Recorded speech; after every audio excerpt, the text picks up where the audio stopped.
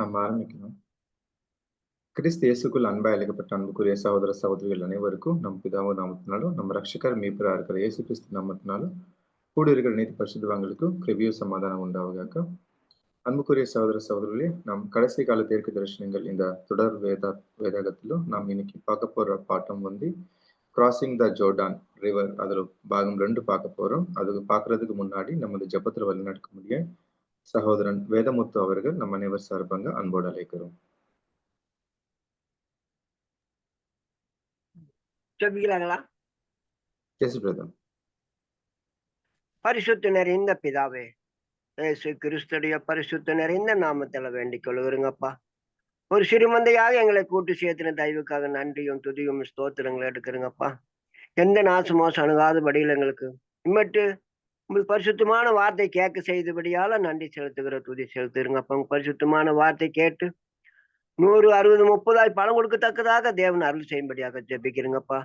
நாங்கள் ஆண்டவரே சோதரர் இந்த காதல் கேட்டு மறுகாதல் விட்டு விடாதபடியிலும் மெய்யான திராட்சை செடியை போல தாவே சோதனால கனி கொடுக்கிற கொடியாக நாங்கள் வளர எங்களுக்கு கிருபைகள் செயல் செய்யும்படியாக ஜெபிக்கிறோம். பரிசுத்தாவியானோர் பேசுகிற ஒவ்வொரு வார்த்தை எங்களுடைய இருதய பலகையில் எழுதி கொள்ள எங்களுக்கு கிருபைகள் அருள் செய்யும்படியாக ஜெபிக்கிறோம்.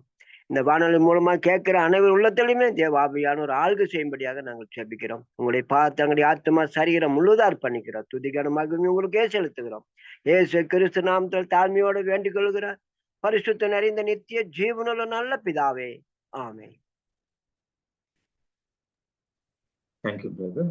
அன்புக்குரிய சகோதர சகோதரிகளே, நாம் தொடர்ந்து பார்த்துட்டு வர இந்த கடைசி கால தீர்க்க தரிசனங்கள்ல நாம் கிராசிங் த ஜோர்டான் ரிவர் பாகம் 2 நாம் இன்னைக்கு பார்க்க போறோம். அது தூத்துக் கொடுக்க முடியும் சகோதரன் கார்த்திகேயன் அவர்கள் கரூரில் இருந்து நம்ம அனைவர் சார்பாக அன்பு.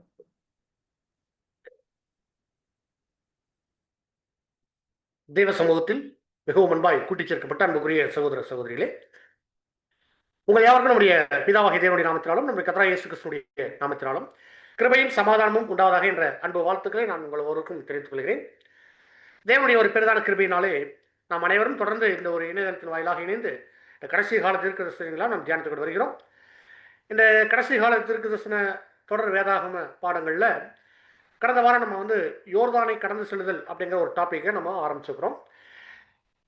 இந்த பாடத்தில் நம்ம என்ன மாதிரியான காரியங்களை நம்ம பார்த்துட்டு இருக்கிறோம் அப்படின்னு சொன்னால், இனி வரக்கூடிய நாட்களில், அதாவது இப்பொழுது நாம் வாழ்ந்து கொண்டிருக்கக்கூடிய இந்த காலப்பகுதியிலிருந்து இனி சம்பவிக்கக்கூடிய சில இன்னும் மீதமுள்ள அந்த சபையினுடைய நிறைவு காலப்பகுதி வரைக்கும், இப்பொழுது நாம் வாழ்ந்து கொண்டிருக்கக்கூடிய இந்த காலப்பகுதியிலிருந்து சபையினுடைய நிறைவு வரைக்கும் இருக்கக்கூடிய காலப்பகுதியில் வேதமானவர்கள் மத்தியில் நிகழக்கூடிய சம்பவிக்கக்கூடிய சில முக்கியமான காரியங்களை நாம் வந்து தியானிச்சு கொண்டிருக்கிறோம். அன்பான சகோதரர்களே, இப்படியாக வேதமானவர்கள் அப்படின்னு சொன்னால் யார் அப்படின்னா, உண்மையான சத்தியத்தை கேட்டு படித்து புரிந்து கொண்டு அந்த ஒரு சத்திய வாழ்க்கையில் அந்த சத்திய மார்க்கத்துக்குள்ளாக நம்மளை ஒப்பு கொடுத்து அர்ப்பணிச்சிருக்கிறோம். இந்த பலியின் ஜீவித்தில் இருக்கக்கூடிய அத்தனை பரிசுத்தவான்கள், உலகெங்கும் உள்ள அத்தனை பரிசுத்தவான்கள் தான் இந்த வேர்ல்டு வைடு இருக்கக்கூடிய எல்லா பைபிள் ஸ்டூடெண்ட்ஸும் நம்ம சொல்கிறோம். இந்த பைபிள் ஸ்டூடெண்ட்ஸ் மத்தியில் இந்த எண்ட் டைம் ப்ராசஸில் என்ன மாதிரியான தாக்கத்தை ஏற்படுத்துது, இனி நம்முடைய வாழ்க்கையில் என்னென்ன காரியங்கள் சம்பவிக்க போகுது அப்படிங்கிறத நம்ம தெரிஞ்சுக்கணும்னு சொன்னால், அது இந்த எலிசா அவங்களுடைய நிழலான காரியங்கள் அவங்களுடைய வாழ்க்கையில் நம்ம அந்த நிழலிருந்து நம்ம பார்க்குறோம். இப்போ எலிசாவுடைய வாழ்க்கையில் ஒரு குறிப்பிட்டு சொல்லக்கூடிய மிக முக்கியமான சம்பவம் என்னென்னா, இந்த எலியா எடுத்துக்கொள்ளப்படக்கூடிய அந்த ஒரு அது அவருடைய கடைசி நாள், நம்முடைய எலியா பழைய ஏற்பாட்டு காலத்தில் வாழ்ந்த எலியா தீர்க்கதரிசி எடுத்துக்கொள்ளப்படக்கூடிய அந்த கடைசி நாளில் நடந்த சில சம்பவங்கள் தான் நம்மளுடைய, அதாவது வேதமானவர்கள் மத்தியில் எல்லா பைபிள் ஸ்டூடெண்ட்ஸ் அவங்களுடைய லைஃப்பில் இனி சம்பவிக்கக்கூடிய காரியங்களுக்கான நிழலாக அமைஞ்சிருக்கு. அன்பான சகோதரர்களே, சரி, அப்படி என்னென்ன காரியங்கள் நடந்துச்சு அப்படிங்கிறது கடந்த வாரங்களில் பாகம் 1 பார்த்தோம். எலியா என்ன செய்வார் அப்படின்னா, தான் வந்து எடுத்துக்கொள்ளப்படக்கூடிய அந்த அந்த அந்த நாள் தேவனுடைய வழிகாட்டுதலில், அந்த உணர்த்துதலில் தேவ ஆவியினுடைய அந்த உணர்த்துதல் அவருக்குள்ளே வருது. தான் எடுத்துக்கொள்ள போகிறோம் அப்படிங்கிறத எலிசா தனக்கு பின்னாடி இருக்கக்கூடிய எலிசா தனக்கு பின்னாடி வரக்கூடிய இந்த ஊழியத்தை தான் போனதுக்கப்புறம் தனக்கு பின்னாடி இந்த இஸ்ரேல் தேசத்தில் தேவ ஊழியர்களை எடுத்து செய்யக்கூடிய ஒரு தீர்க்கதரிசியாக எலிசாவை தன்னுடைய ஸ்தானத்தில் அவர் பார்க்குறார். இப்போ எலிசா இடத்துல தன்னுடைய காரியங்களை குறித்து அவர் என்ன பண்ணுறாரு, வெளிப்படுத்துகிறார். இப்படியாக நம்ம இங்கே இப்போ கில்கால் இருக்கிறோம். இப்போ நான் பெத்தேல் போக வேண்டியது இருக்கின்றார். ஏன் பெத்தேல் போகணும்னு சொல்கிறாருன்னா, அவங்க அங்கே வந்து ஒரு ஒரு ஒரு ஒரு ஸ்கூல் நடத்திட்டு இருக்காங்க. அந்த ஸ்கூல் ரன் பண்ணிட்டு இருக்காங்கன்னா, அந்த ஸ்கூல் என்ன ஸ்கூல்னா, அது பைபிளில் எப்படி இருக்கும், வசனங்கள் எப்படி இருக்கும் அப்படின்னா, தீர்க்கதரிசனத்தின் புத்திரர்கள் அப்படின்னு சொல்லியிருக்கும். அப்படின்னா இவங்கெல்லாம் யாரு அப்படி சொன்னால், இப்போ இளைய சகோதரர்கள் எல்லாம், அதாவது சின்ன பிள்ளைகளாக இருக்கக்கூடிய அந்த டீனேஜில் இருக்கக்கூடியவங்களுக்கெல்லாம் தேவ திட்டங்கள் எல்லாம் அன்னைக்கு எடுத்து கற்றுக் கொடுக்கறதுக்காக ஒரு ஸ்கூல்ஸ் மாதிரி ரன் பண்ணிட்டு இருப்பாங்க. இதுல விசேஷமா நீங்க கவனிக்கும் போது இது மாதிரியான காரியங்கள் அன்னைக்கு இஸ்ரேல் தேசத்துல காணப்பட்டது வழக்கம் தான். சாமுவேல் தீர்க்கதரிசி கூட அவருடைய காலத்துல வந்து அவரும் இந்த மாதிரியான ஒரு பள்ளிக்கூடம் ஒன்று நடத்தி கொண்டு இருக்கிறதெல்லாம் நம்ம பார்க்கணும். அன்பான சகோதர சகோதரிகளே, இப்போ அவர் என்ன சொல்றாரு அப்படின்னா, இப்போ இவங்களெல்லாம் சந்திச்சு அவர் என்ன விடைபெறணும் இல்லையா, தன்னுடைய எனக்கு எனக்கு அப்புறம் என்னுடைய ஸ்தானத்துல எலிசா தான் இந்த ஊழியங்களை எல்லாம் பண்ண போறாரு அப்படின்னு எலியா போய் எல்லாத்திட்டையும் வந்து அந்த ஒரு விடைபெறணும் இல்லையா, அந்த ஃபேர்வெல் அந்த மாதிரி தான். அங்கே போய் எல்லாத்தையும் என்ன பண்ணுறாருன்னா சந்திச்சு பேசுகிறார். அப்போது பெத்தேல் போகும்போது நானும் கூட வரேன்னு சொல்லிட்டு யார் வரேன், எலிசா கூட வர்றார். அப்போ பெத்தேலேருந்து திரும்ப எரிகோ போகிறாங்க. எரிகோலையும் அங்கேயும் இதே போன்ற ஒரு பள்ளிகள் ஒன்று இருக்குது. அங்கே எரிகோலையும் அவங்க என்ன பண்ணுறாங்கன்னா சந்திச்சு பேசுகிறாங்க. எரிகோவுக்கும் கூட யார் வர்றாங்க அப்படின்னா, அங்கே கூட எலியா கூடவே எலிசா வந்துட்டு இருக்கிறத பார்க்க. இப்போ எலியாவுடைய ஊழிய பகுதிகள் அது விசேஷமாக அந்த கடைசி நாளில் அவங்க இருந்த ட்ராவல் பண்ண இடங்கள் தான் நம்ம கடந்த வாரங்கள் மேப்பில் பார்த்தோம். அப்போ கில்காலில் கிளம்புறாங்க, கில்காலேருந்து பெத்தேல் வர்றாங்க, பெத்தேலேருந்து எரிகோ வர்றாங்க. இப்போ எரிகோவிலேருந்து இப்போ எங்கே போகணும்னா அங்கே யோர்தான் நதிக்கு போகணும். இதை தான் கிராஸ் பண்ணணும். இப்போ அது எப்படி தேவன் எலியா கூட பேசியிருப்பார் அப்படின்னா, அது எலியாவுடைய வீட்னஸ் அவர் தான் பேசுகிறார். இந்த வார்த்தைகளை அவர் தான் சொல்கிறார். எப்படி சொல்கிறாருன்னா, இங்கே பாருங்க எலிசா, நான் வந்து பெத்தேல் வரைக்கும் போகணும், கர்த்தரை நாங்கள் போக சொல்கிறார். காரணம் என்ன, நான் எடுத்துக்கொள்ளப்பட போகிறேன் அப்படிங்கிறதெல்லாம் சொல்லியிருக்கேன். பெத்தேலிருந்து நான் எரிகோ போகணும் அப்படிம்பார். இப்போ எரிகோலேருந்து கர்த்தரை நான் வந்து யோர்தானுக்கு போக சொல்கிறார் அப்படின்ட்டார். இப்போ யோர்தான் சொன்னால் யோர்தான் நாங்கள் ஒரு யோர்தான் சொல்லி ஒரு பட்டணம் இருக்கிறதாக இல்லை. கில்கால் ஒரு பட்டணம், பெத்தேல் ஒரு பட்டணம், எரிகோ அப்படி அது ஒரு பட்டணமாக இருக்கு. இப்போ இது எல்லாமே ஒரு சிட்டி, ஒரு ஊர் அடையாளப்படுத்துது. பட் யோர்தான் ஒரு ஊரோ ஒரு கிராமம், ஒரு வில்லேஜ் அந்த மாதிரி எதுவுமே இல்லை. அது வந்து ஒரு ரிவர், பட் அது ஒரு பிளேஸ் இல்லையா. அப்போது அங்கே என்ன போகுதுன்னா, அங்கே போகும்போது தான் அவர் என்ன பண்ணுறார், தன்னுடைய சால்வையை முறுக்கி அவர் என்ன பண்ணுறாருன்னா, அந்த யோர்தான் நதி தண்ணீர் நல்லா கரை புரண்டு ஓடிட்டுருக்கு. இப்போ என்ன இக்கரையில் அக்கறை போகும். அப்போ இக்கரையில் அக்கறைன்னு சொன்னால் இப்போ நீங்கள் கவனிங்க, இப்போ மேற்கிலிருந்து, அதாவது என்ன சொல்லலாம், இந்த மேற்கு பகுதியிலேருந்து கிழக்கு பகுதி போகிற மாதிரி இதை கிராஸ் பண்ணி இந்த பக்கம் இக்கரையில் அக்கறைக்கு போகணும். எரிகோலிருந்து இந்த பக்கம் போகிறது சரியா. இப்போ அந்த மாதிரி அவருக்கு கிராஸ் பண்ணி போகிறதுக்கு அவருடைய தன்னுடைய சால்வையை எடுக்கிறார். சால்வைனா மேல் ஆடை மாதிரி இருக்கும், ஒரு துணி மாதிரி போட்டுருப்பான். அதை எடுத்து இப்படி நல்லா முறுக்கும்போது அது நல்லா ஒரு டைட் ஆகிடுது. அதை வந்து என்ன பண்ணுறாருன்னா தண்ணீர் அடிக்கிறார். தண்ணீர் அடிக்கும்போது தண்ணீர் அந்த யோர்தான் நதி ரெண்டா பிரிஞ்சு அப்படியே ஒரு பெரிய ஒரு பாதை ஏற்படுது. அந்த உள்ளார்ந்த தரை வழியாக என்ன பண்ணுறாங்கன்னா நடந்து போகிறாங்க. யார், எலியா கூடவே எலிசாவும் பின்னாடியே அவர் பின்தொடர்ந்து போயிட்டுருக்கிறார். அப்படி போகும்போது அந்த மாதிரி இக்கரையிலேருந்து அக்கறைக்கு போயிட்டாங்க. ஆற்றுக்கு அந்த பக்கம் போயாச்சு. இப்போது அந்த ரிவருடைய அந்த சைடு ஆப்போசிட் சைடு போனதுக்கப்புறம் 2 பேரும் கொஞ்சம் தூரம் நடந்து பேசிகிட்டே போகிறாங்க. பேசிட்டு போகும்போது என்ன பேசுகிறாங்கன்னா முக்கியமான கான்வர்சேஷனாக பார்க்குறோம். அதாவது எலியாவினுடைய கடைசி வார்த்தை எலிசாட்ட மாத்திரமில்ல, ஒட்டுமொத்தமாக அவருடைய கடைசி வார்த்தை கோல்டன் வேர்ட்ஸ் அப்படின்னு சொல்கிறாங்க. கடைசி வார்த்தை என்ன வார்த்தை அப்படின்னா, உனக்கு ஏதாவது வேணுமா அப்படின்னு சொல்லி எலிசாட்ட கேட்குறாரு. அவர் என்ன பண்ணுறாருன்னா, எனக்கு ரெட்டிப்பான ஆசீர்வாதம் வேணும்னு சொல்லி கேட்குறாரு. ரெட்டிப்பான ஆசீர்வாதம்னா நீங்கள் அரிதான காரியத்தை கேட்டுருக்கிறார் எலிசா. ஒருவேளை நான் எடுத்துக்கொள்ளப்படக்கூடிய அந்த காரியத்தை நீ கண்ணார பார்க்கிறேன்னா, எடுத்துக்கொள்ளப்படுறதை நீ பார்த்தினா உனக்கு அது கிடைக்கிறதுக்கு வாய்ப்பு இருக்குது அப்படின்னு சொல்கிறேன். அப்போது இங்கே இவங்க இந்த காரியங்கள்லாம் பேசிட்டு போகும்போது அவங்க 2 பேர்த்துக்கு நடுவில் ஒரு அக்னிமயமான ரதம் வந்து வேகமாக அப்படி சர்ட்னோடு உள்ள வரும்போது 2 பேர் விலகுறாங்க. 2 பேர்த்தையும் பிரிக்குது. ஒரு அக்னிமயமான ஒரு ரதம், குதிரைகள் அதில் பூட்டப்பட்டிருக்கு. குதிரைகள் அப்படியே 2 பேர்த்துக்கு நடுவில் பாஸ் ஆகும். அப்படி உள்ள வந்த உடனே 2 பேரும் தனியாக பிரிகிறாங்க. எலியா தனியாக, எலிசா தனியாக. அந்த செகண்ட்லேயே ஒரு சுழல் காற்று வருது. அந்த சுழல் காற்று அப்படியே யாரை டேக்கப் பண்ணுதுன்னா எலியாவை டேக்கப் பண்ணி கொண்டு போகுது. இப்போ இந்த காட்சிகள் எல்லாத்தையும் யார் பார்த்துருக்காங்கன்னா எலிசா பார்த்துட்டு இருக்கிறார்.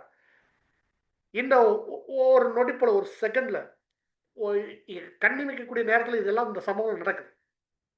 நடந்த உடனே இவருக்கு என்ன சொல்கிறேன்னு தெரியல. அப்படியே மனம் பதட்டமாயிட்டார். ஏன்னா ஆல்ரெடி ஏற்கனவே தன்னுடைய எஜமான் சொல்றது வந்து தன்னுடைய குரு, தன்னுடைய வழிகாட்டி இல்லையா? எலிசாவுக்கு எலியா தான் வழிகாட்டி எல்லா விதத்திலையும். அப்போ தனக்கு எல்லாமா இருந்தக்கூடிய ஒரு நபர் அந்த அந்த இடத்துல வந்து என்ன ஆகிறாருன்னா எடுத்துக்கொள்ளப்படக்கூடிய அந்த சூழ்நிலை நடக்கும்போது இவரால் தாங்கிக் கொள்ள முடியல. அப்படியே இவர் என்ன பண்றாரு, தன்னுடைய வஸ்திரத்தை ரெண்டா கிழிச்சு அப்படியே அழுகிறார். என்ன பெரிய ஒரு புலம்பல் பண்றார். என்ன பண்றாரு அப்படின்னா, என்ன சொல்லி அழுகிறாருன்னா, இந்த இஸ்ரேல் தேசத்திற்கு நீங்க ஒரு குதிரை வீரராக இருந்தீர்களே, அப்படி குதிரை வீரர்னா ஒரு உண்மையாவே ஒரு குதிரை ஓட்டுற ஆள் இல்ல, குதிரைக்காரர் கிடையாது. அந்த புலம்பல்ல என்ன இருக்குன்னா ஒரு உருவகமாக பேசுறார். எல்லாத்தையும் வழி நடத்துறது நீங்க தான் அப்படின்ற மாதிரி இல்லையா? அப்ப எல்லாத்தையும் வழிநடத்தி கொண்டு போறது அப்படி சொல்லி பாரு. ஆனா ஏன் ஒரு குதிரை வீரர், நீங்க ஒரு ரதமும் குதிரை வீரருமா நீங்க இருந்தீங்களே அப்படின்னு ஏன் பாடுறாரு?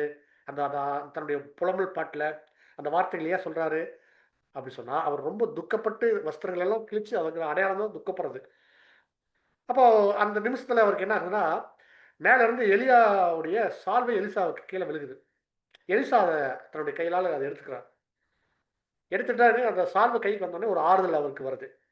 அப்போ அந்த சால்வையை பெற்றுக்கொண்டு அந்த சால்வையை திரும்ப எப்படி எலியா அதை அப்படி முறுக்கி அப்படி அடிச்சாரோ அதே மாதிரி எலிசாவும் என்ன பண்றாருன்னா அதை முறுக்கி அப்படி அடிக்கிறார். அதை முறுக்கி அடிக்கும் பொழுது அங்க என்ன கிடைக்குது அப்படின்னா, திரும்ப இந்த பக்கம் இருந்து அந்த பக்கம் போகணும். இக்கரையிலிருந்து அக்கறைக்கு போகணும். அதே மாதிரியே அவர் பண்றாரு. பண்ணிட்டு போய் என்ன பண்றாருன்னா இவர் ரிட்டர்ன் போறார். அப்படி ரிட்டர்ன் போகும்போது அந்த பக்கம் ஆப்போசிட்ல அந்த தீர்க்கதரிசனுடைய அந்த ஸ்டூடெண்ட்ஸ் இருந்தாங்க இல்லையா, அந்த 50 பேர் மாணவர்கள், அவர்கள் தூரத்தில் நின்று அப்படியே பார்க்குறாங்க. பார்த்துட்டு இவர் அப்படியே அப்படியே கடந்து வரும்போது, அந்த யோர்தான் நதியை கடந்து திரும்ப ரிட்டர்ன் வரும்போது அவருக்கு எதிர்கொண்டு போய் அப்படியே குனிந்து வணங்குறாங்க. வணங்கி, எலியாவினுடைய ஆவி எலிசா ஐயா உங்ககிட்ட தான் இருக்குது, கர்த்தருடைய ஆவி இறங்குறத நாங்கள் கண்ணார் பார்த்துக்கிறோம் அப்படின்னு சொல்லி என்ன பண்ணுறாங்கன்னா அவரை வந்து மகிமைப்படுத்துறாங்க, கனப்படுத்துறாங்க. அதை தொடர்ந்து இப்போ இவர் அப்படியே அமைதியாவே இருக்கிறார். நாங்கள் வேணா இப்போ சுழல் காட்டில் தூக்கிட்டு போன அந்த எலியாவை நாங்கள் தேட போட்டான்னு கேட்குறாங்க. இல்லை வேண்டாம் அப்படின்னு சொல்றார். இல்லைன்னா அவங்க ரொம்ப வற்புறுத்தி கேட்குறாங்க. நாங்கள் போய் தேடுறோம், அவருடைய பாடி எங்காவது மரங்கள்லையோ மரக்கிளைகளையோ இல்லை மலைகளில் குகைகள் எங்கேயாவது சிக்கி கிடக்கும், பாறை இடுக்கில் இருக்கும். ஏன்னா சுழல் காற்று அடிச்சு தூக்கிட்டு போயிருக்குல்ல, அப்போ எங்கேயாவது கீழே விட்டு அந்த கீழே போட்டிருக்கோம், அந்த பாடி எங்கேயாவது கிடைக்குதான் நாங்கள் பார்க்குறோம்னு சொல்லி தேடி போவாங்க. இவர் வேண்டாம்னு சொல்லுவார். அதேமாரி அவங்க தொடர்ந்து வற்புறுத்திட்டே இருப்பாங்க. இல்லை நான் போகணும்னு கேட்பாங்க. சரி போங்கன்னு பாரு, விருப்பம் இல்லாமல் தான் போங்கன்னு சொல்லியிருப்பார். போய் தேடி பார்த்துட்டு அவங்க வருவாங்க, கிடைக்காது.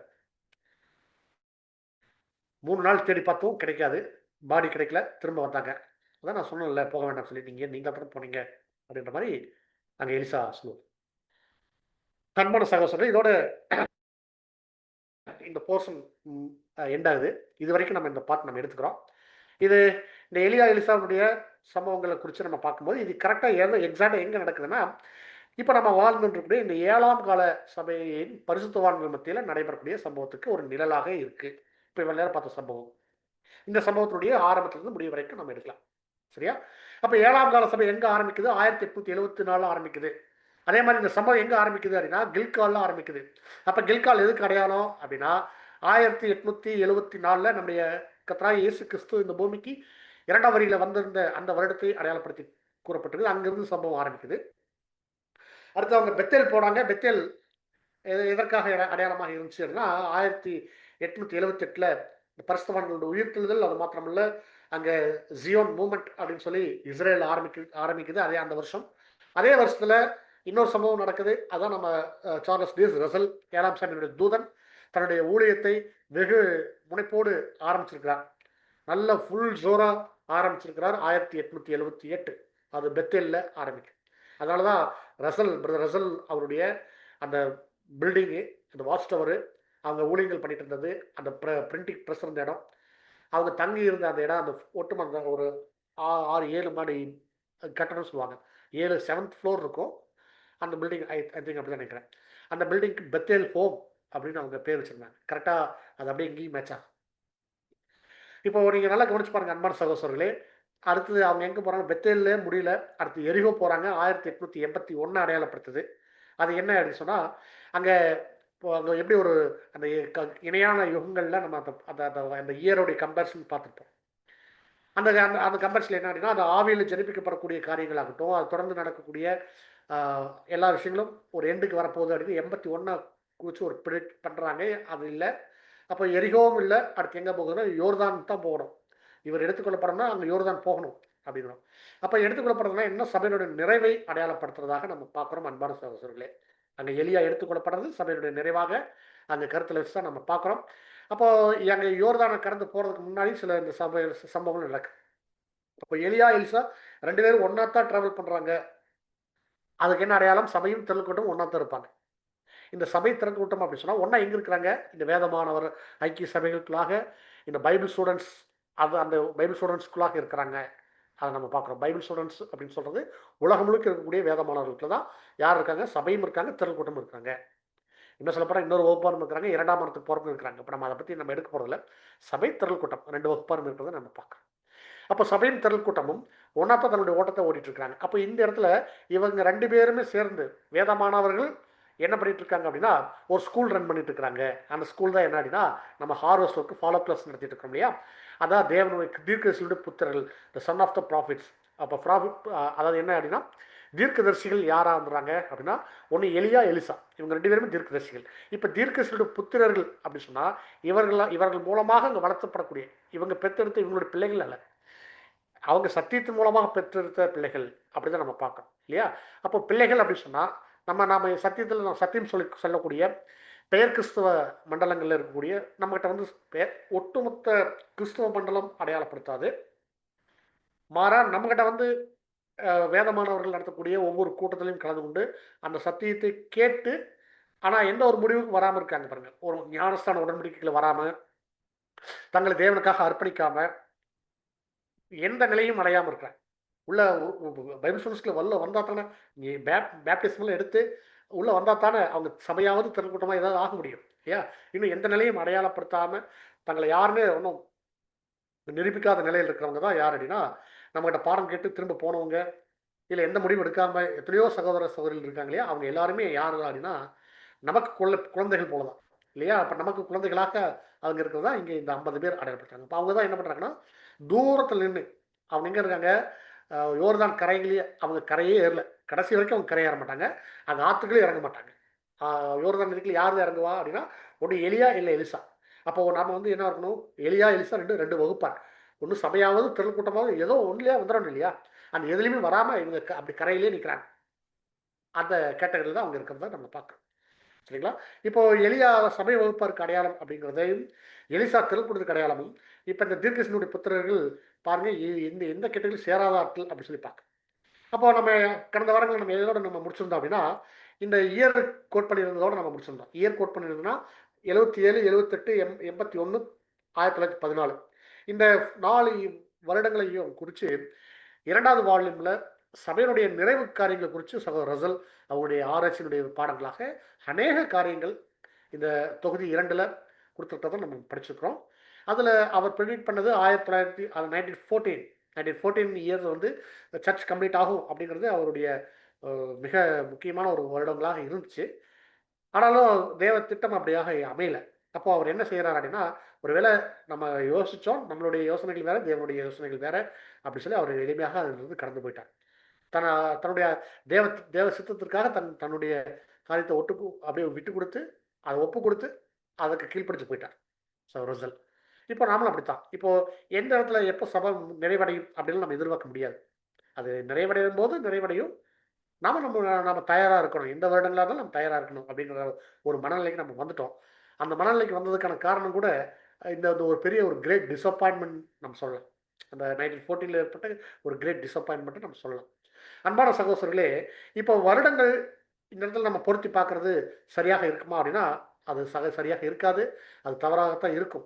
எந்த அடிப்படையில் தவறாக இருக்கும் அப்படின்னு சொன்னால், எந்த ஒரு ஊருக்கு, ஒரு பட்டணத்திற்கு நம்ம நிழலில் ஒரு பட்டணம் வருதுன்னா, அந்த பட்டணத்துக்கு நம்ம வருடங்களையோ டேட்டோ நாளையோ நம்ம குறிப்பிட்டு எங்கேயுமே நமக்கு சொல்லப்படலை. அந்த மாதிரி எங்கேயும் இல்லை.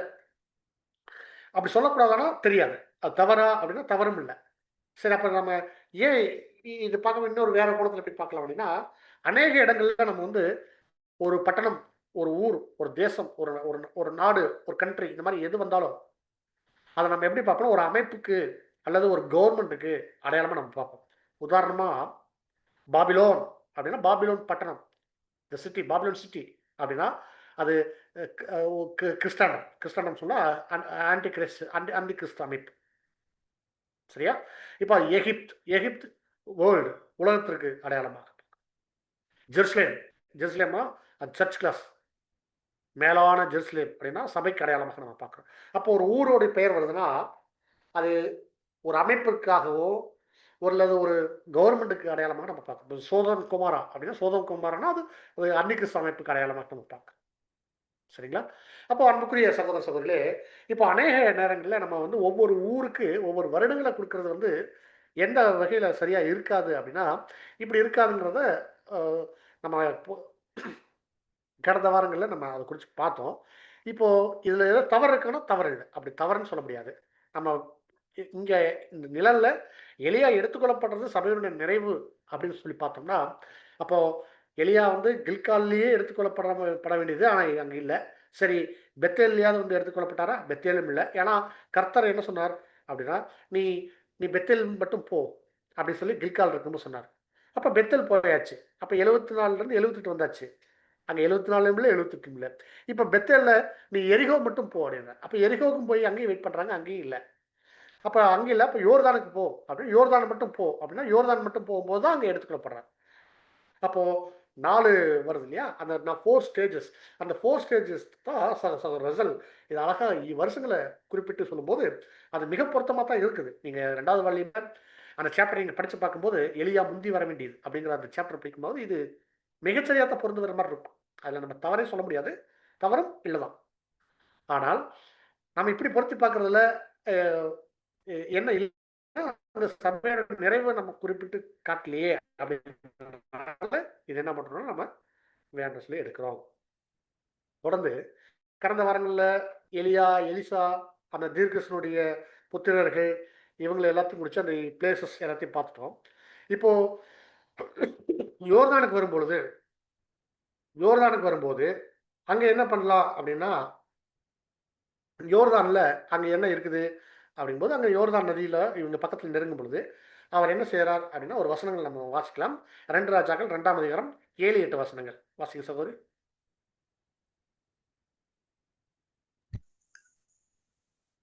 2 ராஜாக்கள் 2ஆம் அதிகாரம். யாராவது படிக்கிறீங்களா? அப்படிதான் கால உழுவுதா? படிங்க, பத்திரம் படிங்க.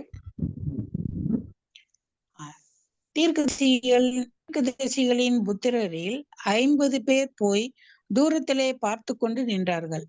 அவர்கள் இருவரும் யோர்தான் கரையிலே நின்றார்கள். அப்பொழுது எலியா தன் சால்வையை எடுத்து முறுக்கி தண்ணீரை அடித்தான். அது இருபக்கமாக பிரிந்தது. அவர்கள் இருவரும் உலர்ந்த தரைவழியாய் அக்கறைக்கு போனார்கள். Okay, thank you sister, thank you. பாருங்க, இப்போ எலியா, எலிசா இவங்க 2 பேர் இருக்கிறாங்க. இப்போ எலியா சபைக்கு அடையாளம், எலிசா திரள் கூட்டத்துக்கு அடையாளம். இவங்க 2 பேருமே எங்க இருக்காங்கன்னா அந்த யோர்தான் நதி ஓரத்தில் அந்த அந்த அந்த ஆற்றினுடைய அந்த கரையில் முன்னாடி நின்று தண்ணியை என்ன பண்ணுறாங்கன்னா, இப்போது யார் அடிக்கிறா அப்படின்னா எலியா அடிக்கிறார், எலிசா கூட தான் நிற்கிறார். சரியா? இப்போ இது யார் தூரத்தில் இருந்து பார்க்குறாங்க அப்படின்னா, பாருங்கள் இந்த பிக்சர் நீங்கள் பார்க்குறது போல தான். பின்னாடி அங்கே நிற்கிறாங்களா, தூரத்தில் நின்று யார் பார்க்குறா, அந்த தீர்க்கதரிசியினுடைய புத்திரர்கள் பார்க்குறாங்க. இவங்க யாருக்கு அடையாளம் அப்படின்னா உடன்படிக்கையே செய்யாதவர்களுக்கு அடையாளம். இன்னும் இந்த நம்முடைய அழைப்புக்குள்ளே வராமல் இருக்கிறவங்க அப்படி சொல்லி. சரியா? இப்போ அடுத்து என்ன நடக்குது, இவர் சால்வையை முறுக்கி அங்கே அடித்தது. அப்போ சால்வை முதல் எதை அடையாளப்படுத்துதுன்னா, சால்வை வந்து ஒரு தேவ ஊழியத்தை எடுத்து செய்யக்கூடிய தேவனால் அங்கீகரிக்கப்பட்ட அந்த அங்கீகாரத்தை அடையாளப்படுத்துறதாக நம்ம பார்க்கணும். நான் திரும்ப ஒரு முறை சொல்கிறேன், சால்வையை எடுத்து இப்படி முறுக்கி இப்படி அடிக்கிறது. அப்போது சால்வை முறுக்கி அடித்தது. இதில் 3 ப்ராசஸ் இருக்குது. Step 1, step 2, step 3. ஒன்று சால்வையை எடுக்கிறது, எடுக்கிறது. முதல் அவர் சால்வையை எடுக்கிறார், அப்புறம் சால்வையை முறுக்கிறார், ப்ராசஸ் 2, ஸ்டெப் 2.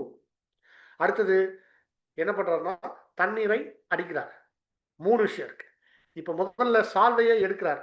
முதல்ல சால்வை எது அடையாளம் அப்படின்னா,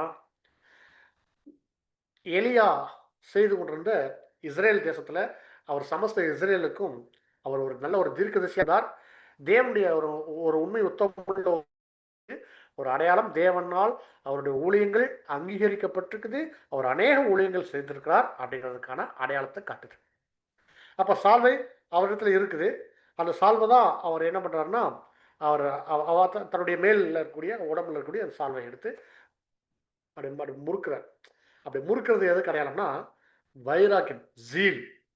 அந்த ஊழியத்துல அவர் எவ்வளவு வைராக்கியம் உள்ள ஒரு ஆளாக இருந்திருக்கிறார் அப்படின்னு நீங்க பாருங்க.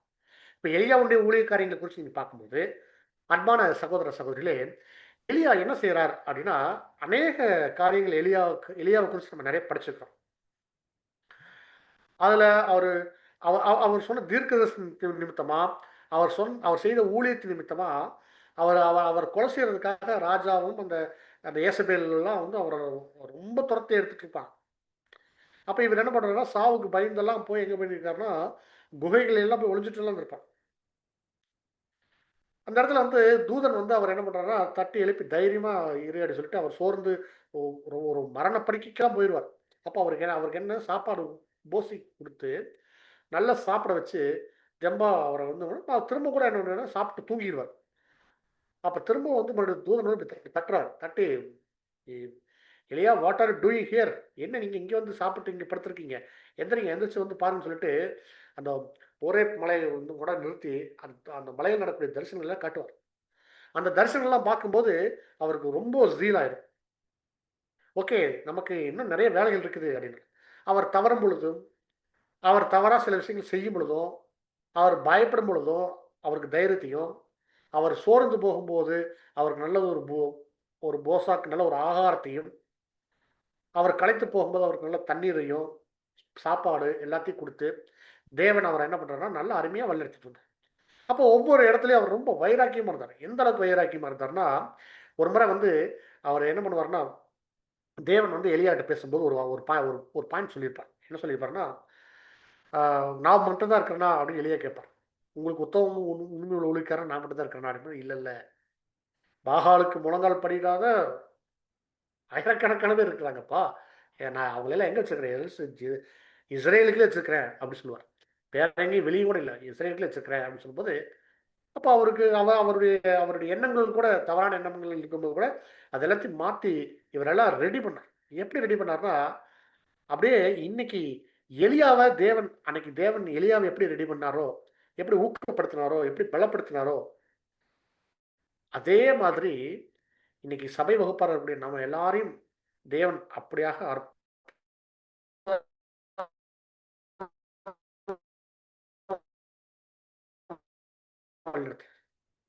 அன்பா இதெல்லாம் விட்டுட்டு போயிடலாம் அப்படின்னு சொல்லி நினைக்கும் போதுதான் கூட தேவன் என்ன பண்றாருன்னா நம்ம ரொம்ப அற்புதமா நடத்துறார். ரொம்ப அற்புதமா நடத்தி கொண்டு வந்து சேர்க்கிறார். நமக்கு எப்போ சாப்பாடு வேணுமோ அப்போ சாப்பாடு, எப்போ தண்ணீர் வேணுமோ அப்போ தண்ணீர். நீங்க எங்க இருந்தாலும் உங்களுக்கு உங்களுக்கு தேடி சாப்பாடு வருதா? எப்படி சாப்பாடு வருது? அதான் இன்னைக்கு அவர் குகையில் இருக்கிறார். காகம் வந்து சாப்பாடு கொடுக்குது. காகம் வந்து சாப்பாடு கொடுக்குது என்ன அர்த்தம்?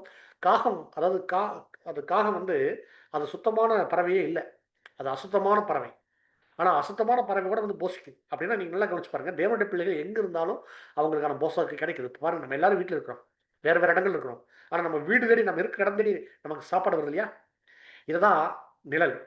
நல்லா கவனிச்சு பாருங்க. எலியா எடுத்துக்கொள்ளப்படுறதுக்கு முன்னாடி இது போன்ற சம்பவங்கள்லாம் அடையாளம். சபை நிறைவடைய போறதுக்கு முன்னாடி நாம எங்க இருந்தாலும், ஒரு காலத்துல சத்தியம் வேணும்னா சத்தியத்தை தேடி நாம தான் போயிட்டு இருந்தோம். ஆனா இன்னைக்கு சத்தியம் நம்மளை தேடி வருது. இது எதுக்கு அடையாளம்? பரவாயில்ல, இது நல்ல விஷயம் அப்படின்னு நம்ம நினைக்கிறோமா? கிடையாது. சபை முடிய போகுதுன்னு அர்த்தம். அதான் எலியாவை தேடி சாப்பாடு இருந்துச்சு அந்த குகைக்கு. அவர் பயந்து ஒளிஞ்சு ஓடி இருக்கக்கூடிய காலப்பகுதி, அப்படி ஒரு காலப்பகுதி நமக்கு வரும். எலியாவுடைய வாழ்க்கையில் நடந்தது போலவே நம்முடைய வாழ்க்கையில் நடக்கும். எலியா அப்படியே தத்ரூபமா அவருடைய வாழ்க்கையில அது ஒரு 7-8 சம்பவங்கள் இருக்கு. அது கரெக்டா 1874 இருந்து இப்ப வரைக்கும் அப்படியே பொருந்தி பொருந்தி ஒவ்வொரு சம்பவமா வரும். தேவன சித்தம் தான் நம்ம தனியா ஒரு ஒரு கிளாஸை நம்ம கடைசியில் பார்ப்போம் இல்லையா?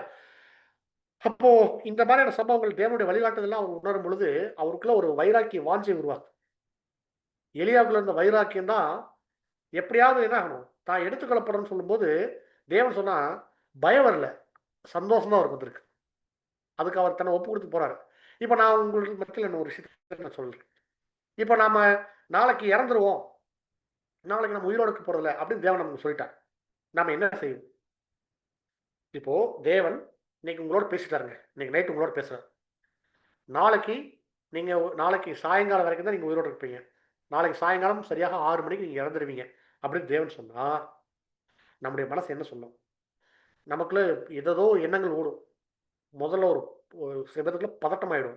ஏன் பதட்டம் ஆகுதுன்னா, செய்ய வேண்டிய காரியம் நிறைய இருக்குதே. யாராட்டும் மகன்கிட்ட பேசணும், மகள்கிட்ட பேசணும், மனைவிட்ட பேசணும், சில காரியங்கள்லாம் பிள்ளைகளுக்காக ஒழுங்கு பண்ணணும் அப்படின்னு ஒரு பதட்டமெல்லாம் இருக்கும் இல்லையா?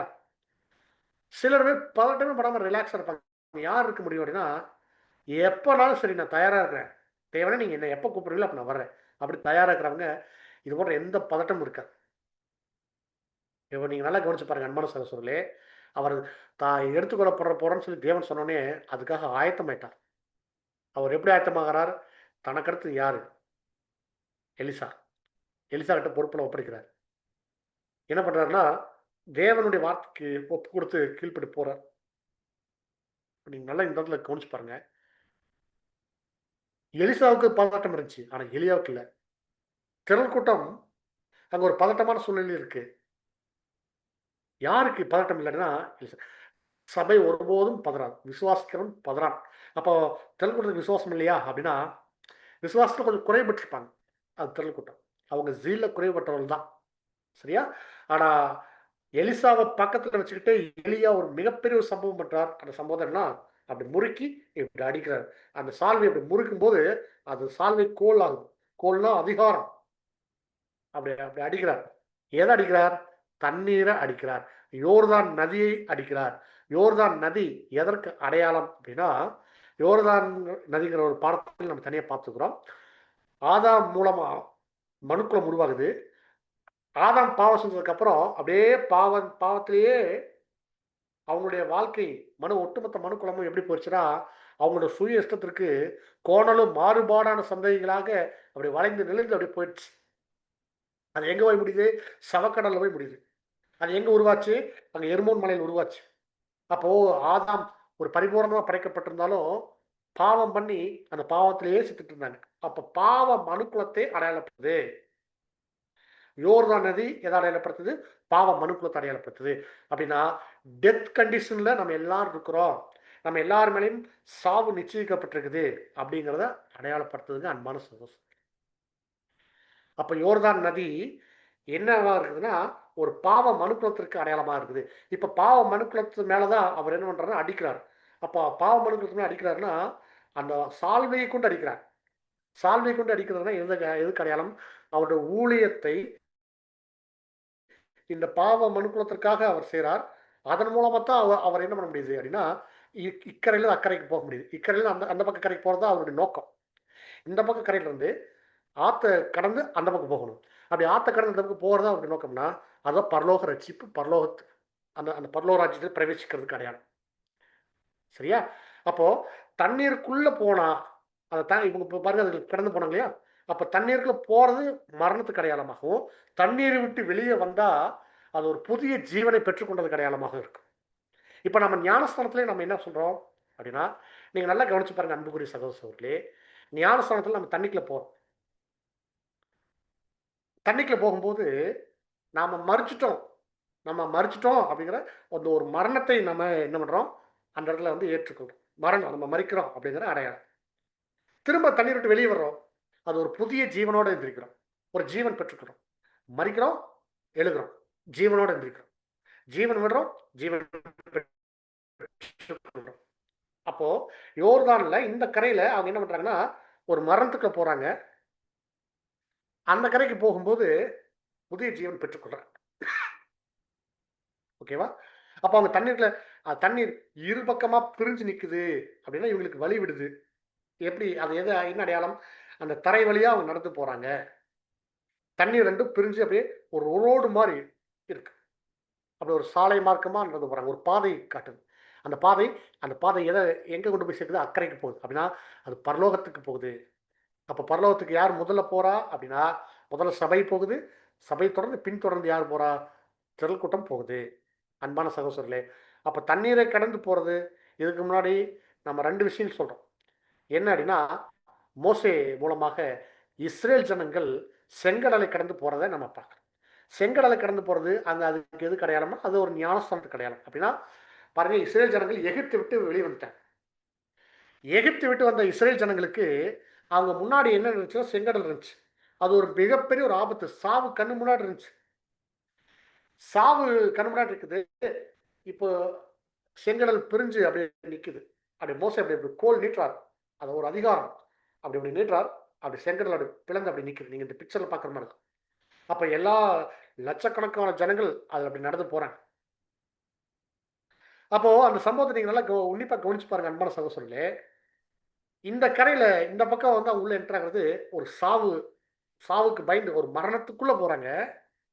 ஆனா அங்க வெளியே வரும்போது ஒரு புதிய ஜீவன், புதிய ஒரு வாழ்க்கை இஸ்ரவேல் ஜனங்களுக்கு கிடைச்சது இல்லையா?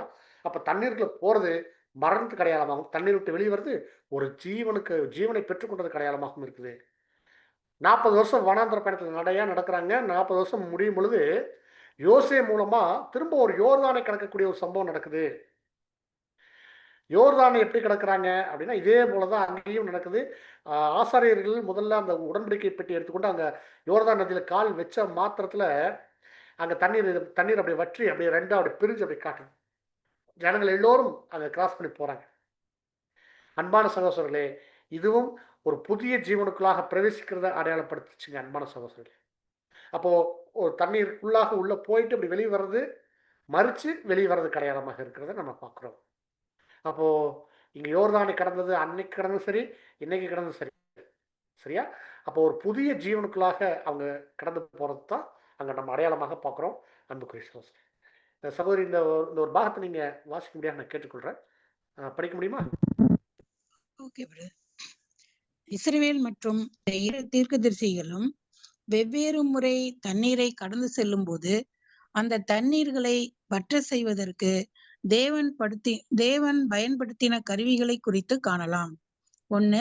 சிவந்த சமுத்திரத்தில் மோசே தன்னுடைய கரங்களை விரித்து, அதாவது அதிகாரத்தின் கோலோடு, யாத்திராகமம் 14ஆம் அதிகாரம் 21, 27 இஸ்ரவேலின் ஜனங்களை முன் செல்லும்படி கூறினார். யாத்திராகமம் 14ஆம் அதிகாரம் 15வது வசனத்தில் இரண்டாவதாக வாக்குத்தத்தம் பண்ணப்பட்ட தேசத்தை அடைவதற்கு முன் இஸ்ரவேலர்கள் உடன்படிக்கை பெட்டியை எடுத்துக்கொண்டு புரண்டு ஓடும் நதியை கடந்து சென்றார்கள். யோசுவா 3ஆம் அதிகாரம் 3ஆம் வசனம் மற்றும் 11வது வசனம். 3வது காரியம், முதலில் எலியாவினாலும் அதற்கு பின் எலிசாவினாலும் ஒரு தீர்க்கதரிசியின் சால்வையை பயன்படுத்தி 2 முறை யோர்தான் பிரிக்கப்பட்டது. எலியா யோர்தானை ஏன் அடித்தார்? பதில், கரை சேருவதற்காக. ஆகவே சபை மற்றும் திரள் கூட்டத்தாரின் விருப்பமானது அடுத்த கரை சென்றடைவது, அதாவது பரலோக ரட்சிப்பு. தேங்க்யூ. Thank you sister. ரொம்ப அருமையா வாசித்தீங்க. பாருங்க, இப்போ சகோதரி வாசிக்கும் நீங்க நல்லா கவனிச்சிருப்பீங்க. இப்போ நம்ம இது வரைக்கும் பேசுற காரியங்களை தான் இங்க வந்து எழுத்து வடிவில் நம்ம பார்த்துருக்கோம். இப்போ நீங்க நல்லா கவனிக்கணுங்க அன்புக்குரிய சகோதரர்களே. இப்போ நாம எல்லாருமே ஒன்று நம்ம சபையா இருப்போம், இல்லை திரள் கூட்டமா இருப்போம். அப்போ சபையா திரள் கூட்டமா இருக்கும்போது இப்போ நம்ம எலியா இல்லைன்னா எலிசா. இப்போ எலியா எலிசா நமக்கு தெரியாது, ஆனால் தேவனுக்கு தான் தெரியும். இப்போ என்ன நடக்குது அப்படின்னா, நம்ம 2 பேரும் ஒன்றா தான் நடக்கிறோம். ஒன்றா நடக்குன்னா ஒன்றா தான் நம்ம மரணத்துக்குள்ளாக போகிறோம். இப்போ ஜீவனை பெற்றுக்கொள்வதற்காகத்தான் நம்ம இதுக்கு நடக்கிறோம். இப்போ எப்படி மூலம் வந்துக்கிறோம் அப்படின்னா, அந்த சால்வையை முறுக்கி அடிச்சது மூலமா தண்ணீர் விலகி நிற்குது. அந்த தண்ணீர் விலகி நிற்குது. நாம் என்ன பண்ணுறோம்? அப்படியே போயிட்டுருக்கோம். சரி, இப்போ நீங்கள் ஒரு விஷயத்தை நல்லா கவனிச்சு பாருங்க. நாம இந்த ஒரு காரியத்தை எப்போ செய்கிறோம், எப்படி செஞ்சுட்டு இருக்கிறோம் அப்படின்னா, நம்முடைய பலியின் ஜீவியத்தில் இப்போ நாம் வாழ்ந்துட்டு இருக்கக்கூடிய இந்த வாழ்க்கையில் நாம் செய்யக்கூடிய ஊழியங்கள், நம்முடைய அர்ப்பணிப்பு, மற்றவங்களுக்காக நம்ம எடுக்கக்கூடிய ஒவ்வொரு பிரயாசம், மற்றவங்களுக்கு பண்ணக்கூடிய ஹெல்ப்பு, நம்முடைய கேரக்டரை நம்ம மாற்றிக்கிறது, நம்முடைய தவறான குணலட்சணங்கள் எல்லாத்தையும் நம்ம கொன்று அழிச்சு நல்ல குணலட்சணங்களை நமக்குள்ளாக வளர்த்து நல்ல வெரி குட் கேரக்டரை நம்ம அப்படியே ஜொலிக்கிறது. அதுலாம் இந்த மாதிரியான ஒவ்வொரு விஷயங்களும் நம்முடைய வாழ்க்கையில் மாற்றி நம்ம இதை தான் பரிசுத்தப்படுத்தி கொண்டே இருக்கிறது. நம்மளை பரிசுத்தப்படுத்தி கொண்டே இருக்கிறோம் இல்லையா? அப்படி பரிசுத்தப்படுத்தி கொண்டே அந்த ப்ராசஸ் நமக்குள்ள பண்ணிட்டு இருக்கிறது தான் இப்போ இந்த கிராசிங் ஸ்டேஜ். அப்போது நம்ம இந்த இந்த இடத்துல இருந்து போன உடனே அந்த கரை சேரும்போது நம்ம என்ன பண்ணுறோன்னா அது பேசிக்கிட்டே தான் போவோம். சபையும் திரள் கூட்டமும் பேசிக்கிட்டே தான் போவோம். அப்படி பேசிக்கிட்டே தான் போவோம். எப்படி போவோம்? கொஞ்ச காலம் சேர்ந்து பயணிக்கிற மாதிரி இருக்கும். சபையும் திரள் கூட்டமும் ஒன்றாவே இருப்போம். அப்படின்னா இப்போ இன்னைக்கு நம்ம எக்லிஷால நம்ம எல்லாம் ஒரு 20 பேர் இருக்குன்னு வச்சுக்கோங்க. எக்லிஷால இதில் எத்தனை பேர் சபை எவ்வளோ பேர் திறக்கணும்னு தெரியாது. ஆனால் ஒன்றா தான் நம்ம வந்து சபைக்கு வர்றோம். ஒன்றா சத்தி கேட்டோம், ஒன்றா பேப்டிஸ் எடுத்தோம், ஒன்றா உட்காந்துருக்கிறோம், எக்லிஷாக்கு வர்றோம். சபைக்கு திருச்சபையாக போகிறவங்க 1,44,000 பேர் ஆக போகிறவங்களுக்கு அவங்களுக்கு தனி சத்திய பாடம் கிடையாது. திரள் கூட்டமாக போகிற அவங்களுக்கு தனி சத்திய பாடம் கிடையாது. தேவன் ஒன்றா தான் வழிநடத்துறார். ஒரே மாதிரியே போஷிக்கிறார், ஒரே மாதிரியே பாதுகாக்கிறார், பராமரிக்கிறார், ஒன்றா தான் கொண்டு வர்றார். சரிங்களா? இப்போ என்ன சூழ்நிலை நடக்குது அப்படின்னா, இப்போ நீங்கள் நல்லா கவனிச்சு பாருங்க. நாம சபையா திரள் கூட்டமா தெரியல. ஆனால் தேவன் அங்கங்கே சில காரியங்களை வசனம் மூலமாக சொல்லி வச்சுருக்கிறேன். எப்படின்னா சபைனா எப்படியெல்லாம் இருப்பாங்க, திரள் கூட்டம் எப்படியெல்லாம் இருப்பாங்க அப்படின்னு வேத வசனங்களில் சில சொல்லி வச்சுருக்காங்க. எப்படின்னா திரள் கூட்டத்துக்குள்ளாக எப்பவுமே ஒரு குறைவு இருக்கும். சபை இடத்துல நிறைவு காணப்படும். திரள் கூட்டத்தில் என்ன குறை இருக்கும் அப்படின்னா மற்றவங்கள் மேலே குறை சொல்லக்கூடிய ஒரு மனப்பான்மை எப்பொழுதுமே இருக்கும். அது ஒரு பெரிய பாவம் இல்லை, ஆனால் பெரிய பாவத்துக்கு வழிநடத்தக்கூடிய ஒரு ஆபத்து இருக்கு. அடுத்தது ஒரு விசுவாசத்தில் சபை உறுதியாக இருக்கும், முழுமையாக நம்பும். திரள் கூட்டம் கொஞ்சம் தொய்வும், அந்த விசுவாசம் குறைச்சல் கொஞ்சம் இருக்கும். உதாரணத்துக்கு நாளைக்குன்னு கொஞ்சம் எடுத்து வைக்கக்கூடிய மனசு வரும். சபைக்கு அப்படி இல்லை, அப்படியே அள்ளி இன்னைக்கு பார்ப்போம் அவனு, அப்புறம் நாளைக்கு அடுத்து தேவன் நடத்துவார் அப்படிங்கிற ஒரு எண்ணம் இருக்கும். அடுத்தது திரள் கூட்டத்துக்கு உலகத்தின் மேல எப்பொழுதுமே ஒரு என்னதான் சத்தியம் கேட்டு சபையில் இருந்தாலும் உலக பிரகாரமான சில காரியங்கள்ல அவங்களுடைய மைண்டு எப்போ ஓடிட்டே தான் இருக்கு.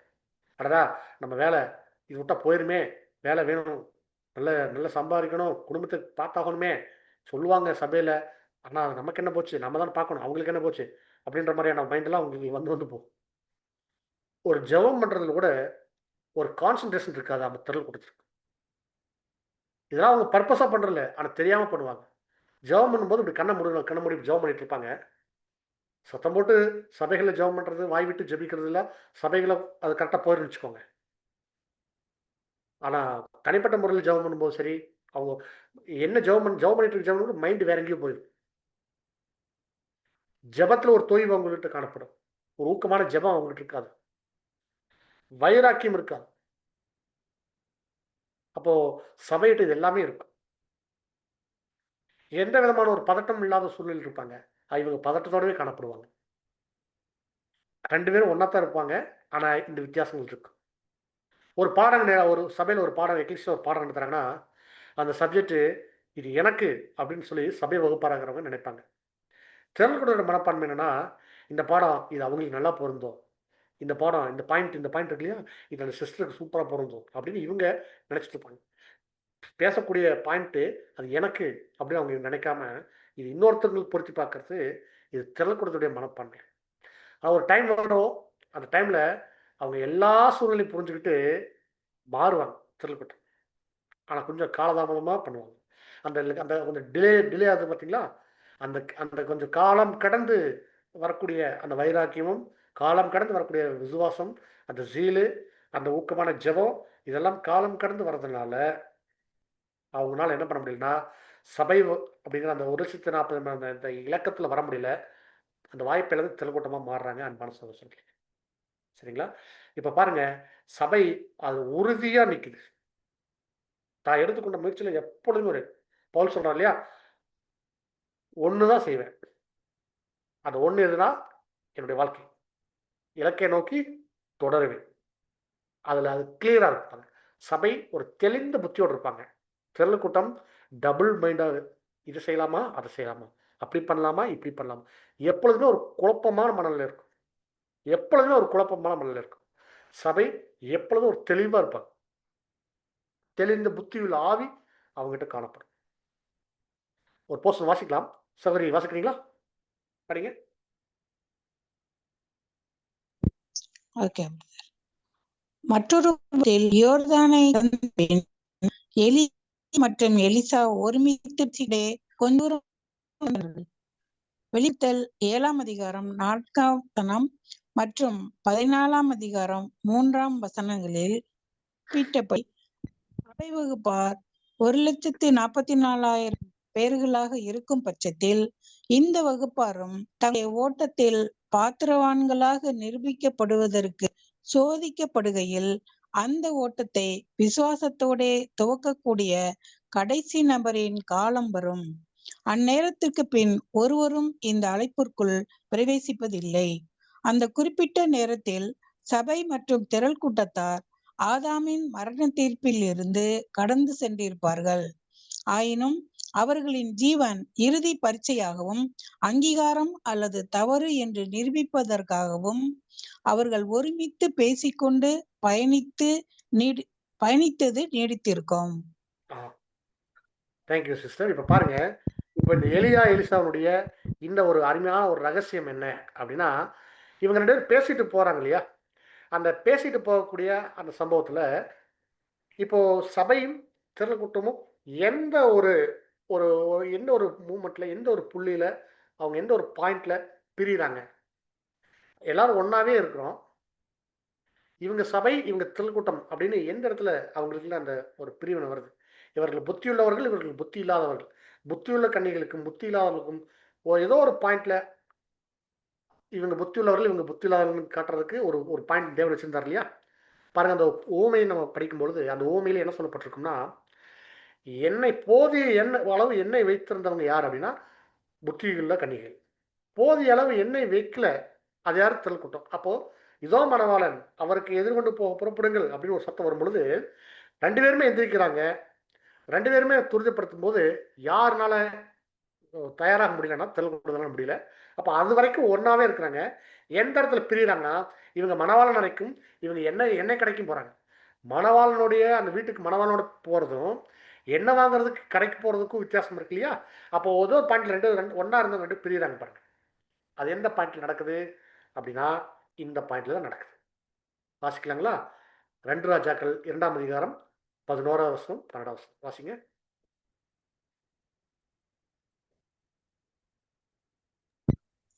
2 ராஜாக்கள் 2ஆம் அதிகாரம் 11, 12.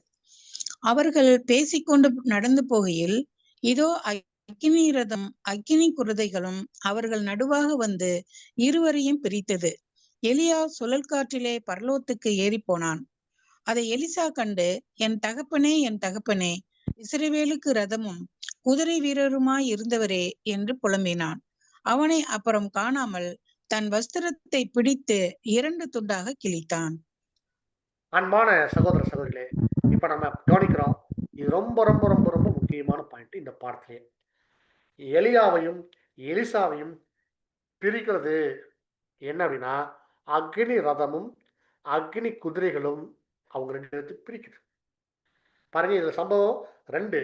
1 2 பேர்த்தையும் பிரிக்கிறது, 1 எலியாவை மாத்திரம் எடுத்துக்கிறது.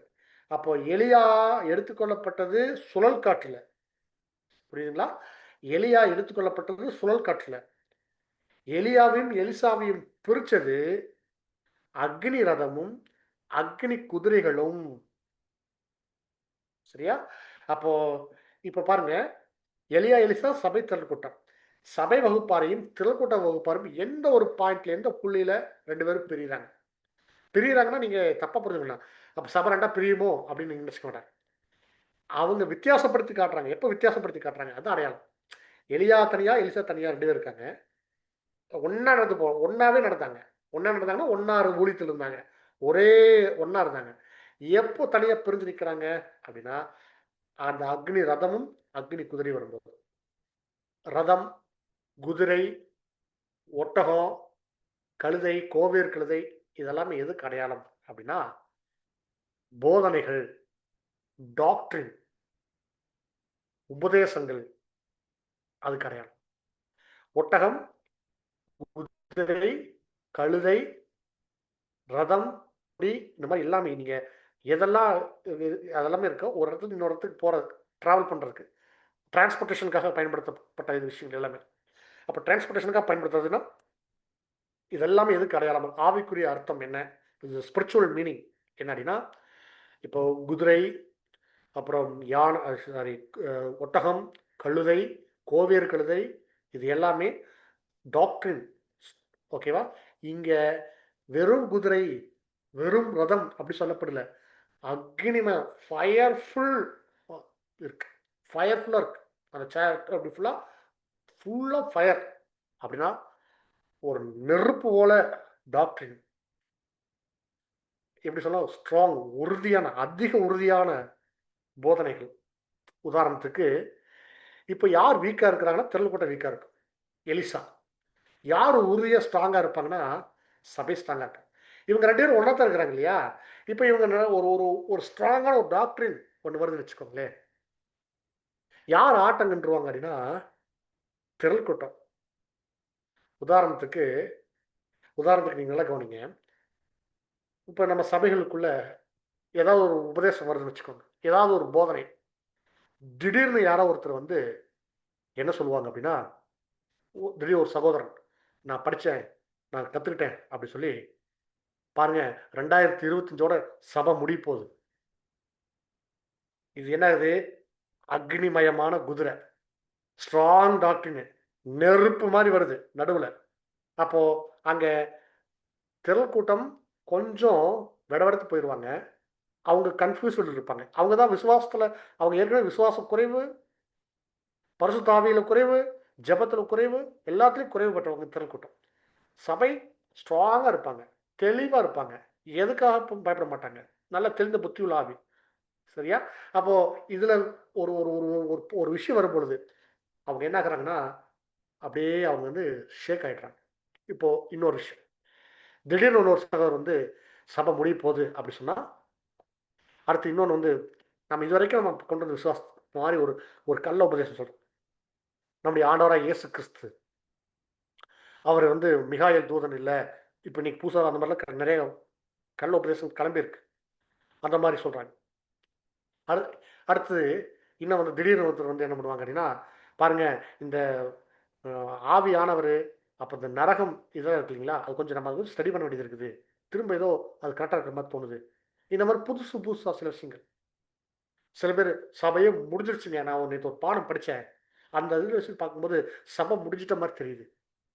இப்படி யாராவது வந்து ஒரு காரியங்கள் சொல்லும்போது வீக்காக இருக்கக்கூடிய சகோதர சகோதரிகள் ஏற்கனவே அவங்க பலகீனமானவங்க. அந்த பலகீனமான ஆட்கள் எல்லாமே இன்னும் அவங்க வளர்ச்சி அடையலை, முதிர்ச்சி அடையலை. அவங்க என்ன ஆயிடுவாங்கன்னா பார்த்தா ரொம்ப ஸ்ட்ராங்காக இருக்க மாதிரி தான் இருக்கும். ஆனால் இந்த மாதிரி ஒரு ஏதோ ஒரு ஒரு நடுவில் வந்துச்சுன்னு வச்சுக்கோங்களேன், இந்த மாதிரி ஏதாவது நடுவில் 2 பேருக்கு நடுவில் வந்துச்சுன்னா அதில் அப்படியே அப்படி நிற்பாங்க. உங்களுக்கு புரியும் நினைக்கிறேன். இது எங்கே நடக்கும்? இந்த மாதிரியான கடைசி காலத்தில் தான் நடக்கும். திடீர்னு வந்து 2ஆம் வருகை ஆண்டவர் ஒன்றும் வரவே இல்லை அப்படின்னு ஒருத்தர் சொல்லுவாங்க. அப்படி ஒருத்தர் சொல்கிறாங்கன்னா, நாம் ஏற்கனவே நம்ம படித்து கற்று நிச்சயத்தை கொண்டு நம்ம உறுதியாக இருக்கணும். இந்த மாதிரி தவறான உபதேசம் திரும்ப கொண்டு வந்தாங்கன்னா அப்படி வாய்ப்பு இருக்கா? கட்டாயம் வாய்ப்பு இருக்கு. இந்த மாதிரி குதிரை வண்டி வருமா? குதிரை வண்டி வரும், நெருப்போட வரும். அடையாளம் இதை நம்ம தெரிஞ்சுக்கணும். அப்போ அதில் வந்து ஸ்ட்ராங்காக யார் இருப்பாங்கன்னா சபை இருப்பாங்க. இந்த டைமில் தான் இது இது நடக்கும்போது 2 பேருக்கு வந்து முதல்ல ரதம் பிரிக்குது. இப்படி தான் இனி வரக்கூடிய நாட்களில் இப்போ நாம் வாழ்ந்துட்டு காலத்தில் நிறைய நம்ம கேள்விப்படுறோம். திடீர்னு ஒவ்வொருத்தர் நல்லா பேசிட்டு இருப்பார், நல்ல சகோதரர் நல்லா இருப்பார், நம்ம கூட இருப்பார். திடீர்னு வேற ஏதோ புதுசாக சொல்லுவாங்க. இப்படியெல்லாம் சொல்லும்போது ஒவ்வொரு விஷயங்களும் பேச நாம் என்ன பண்ணோம்னா நம்ம படித்து கற்றுக்கொண்ட விஷயங்கள்ல, அதனால நம்ம விசுவாசம் இருக்கு இல்லையா, நம்முடைய விசுவாசத்தை நாம் எப்பொழுதும் நம்முடைய இருதயத்தில் வைத்து நம்ம சொல்லணும், சொல்லிகிட்டே இருக்கணும், சொல்லி கொடுத்துட்டே இருக்கணும். காரணம் என்ன? ரோமர் 10ஆம் அதிகாரம் 10வது வசனம். சகோதரி இதில் வராது, நீங்கள் பைபிள் எடுத்து வாசிக்க முடிஞ்சா வாசிச்சுங்க. ரோமர் 10ஆம் அதிகாரம் 10வது வசனம்.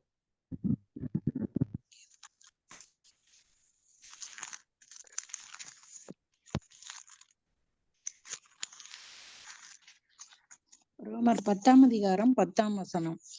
நீதி உண்டாக இருதயத்தில் விசுவாசிக்கப்படும், ரட்சிப்புண்டாக வாயிலே அறிக்கப்படும். திரும்ப ஒரு முறை வாசிங்க சகோதரி, நல்லா சத்தமா திரும்ப வாசிங்க. நீதி உண்டாக இதயத்தில் விசுவாசிக்கப்படும், ரட்சிப்புண்டாக அதனாலே அறிக்கை பண்ணப்படும். ஆமாங்க. நாம கொண்டிருக்கக்கூடிய விசுவாசத்துல நம்ம உறுதியா இருக்கணும். நீதி உண்டாக அது விசுவாசிக்கப்படும், ரட்சிப்பு உண்டாக அது அறிக்கை பண்ணப்படுது. அன்பான சகோதரர்களே, நாம கொண்டிருக்கிற விசுவாசம் இதுதான் விசுவாசம் அப்படின்னு பலமுள்ள சகோதர சகோதரிகள், பலவீனமா இருக்கக்கூடிய சகோதரர்களுக்கு தொடர்ந்து நம்முடைய விசுவாசம் சொல்லிட்டே இருக்கணும். அப்பதான் அவங்க பலமடைவாங்க. எது வரைக்கும் சொல்லணும்? சொல்லிட்டே இருக்கணும். அவங்க பலமாய் திடமாய் நிக்கிற வரைக்கும் சொல்லணும்.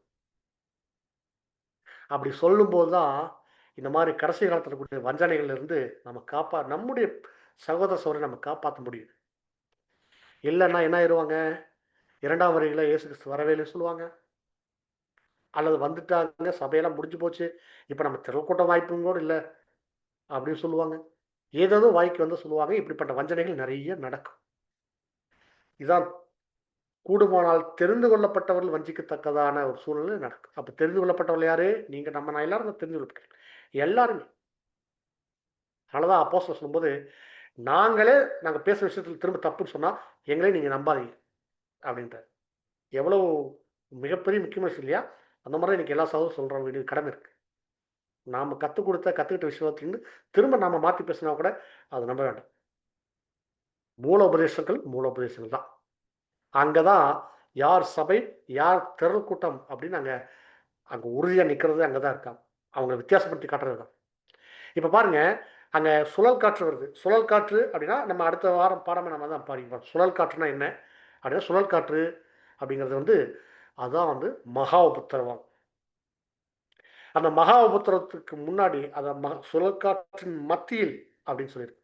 சுழல் காற்றின் மத்தியில் அந்த சுழல் காற்றில் அப்படின்னா அது சென்ட். அப்போ மகா உபத்திரவம் ஆரம்பிக்கும் போது அந்த கடைசி நபர் அப்படி எடுத்துக்கொள்ளப்படும். அப்போ சபை முடிஞ்சிருச்சு. சபை முடிஞ்ச உடனே திரள்கூட்டம் என்ன தான் பண்ணுவாங்க? பாட்டு தான் பாடுறாங்க. அந்த பாட்டு எப்படி இருக்கும்? புலம்பல் பாட்டு. மாரிக்காலம் சென்றது, கோடை காலம் சென்றது, நாமோ இன்னும் ரசிக்கப்படவில்லை. ஏன்னா என் கூடவே இருந்தவங்கள சபையாயிட்டாங்க, நான் இன்னும் சபையாக போயிட்டேனே. என் கூட இருந்த சகோதரர், என் கூட பேப்டிஸ்ட் எடுத்தவங்க, என் கூட கிளாஸ் கேட்டவங்க எல்லாம் ரெடி ஆகிட்டாங்களே, நான் ரெடியாக போயிட்டேனே அப்படின்னு அந்த வருத்தப்படக்கூடிய சூழ்நிலை இருக்கு இல்லையா? அப்போ எப்படி சொல்லியிருந்தாங்கன்னா, இந்த எலிசா இன்னைக்கு சொல்கிற மாதிரி தான். சகோதரி படிக்கிறீங்களா? 2 அதை எலிசா கண்டு, என் தகப்பனே, என் தகப்பனே, இஸ்ரவேலுக்கு ரதமும் குதிரை வீரருமாய் இருந்தவரே என்று புலம்பினான்.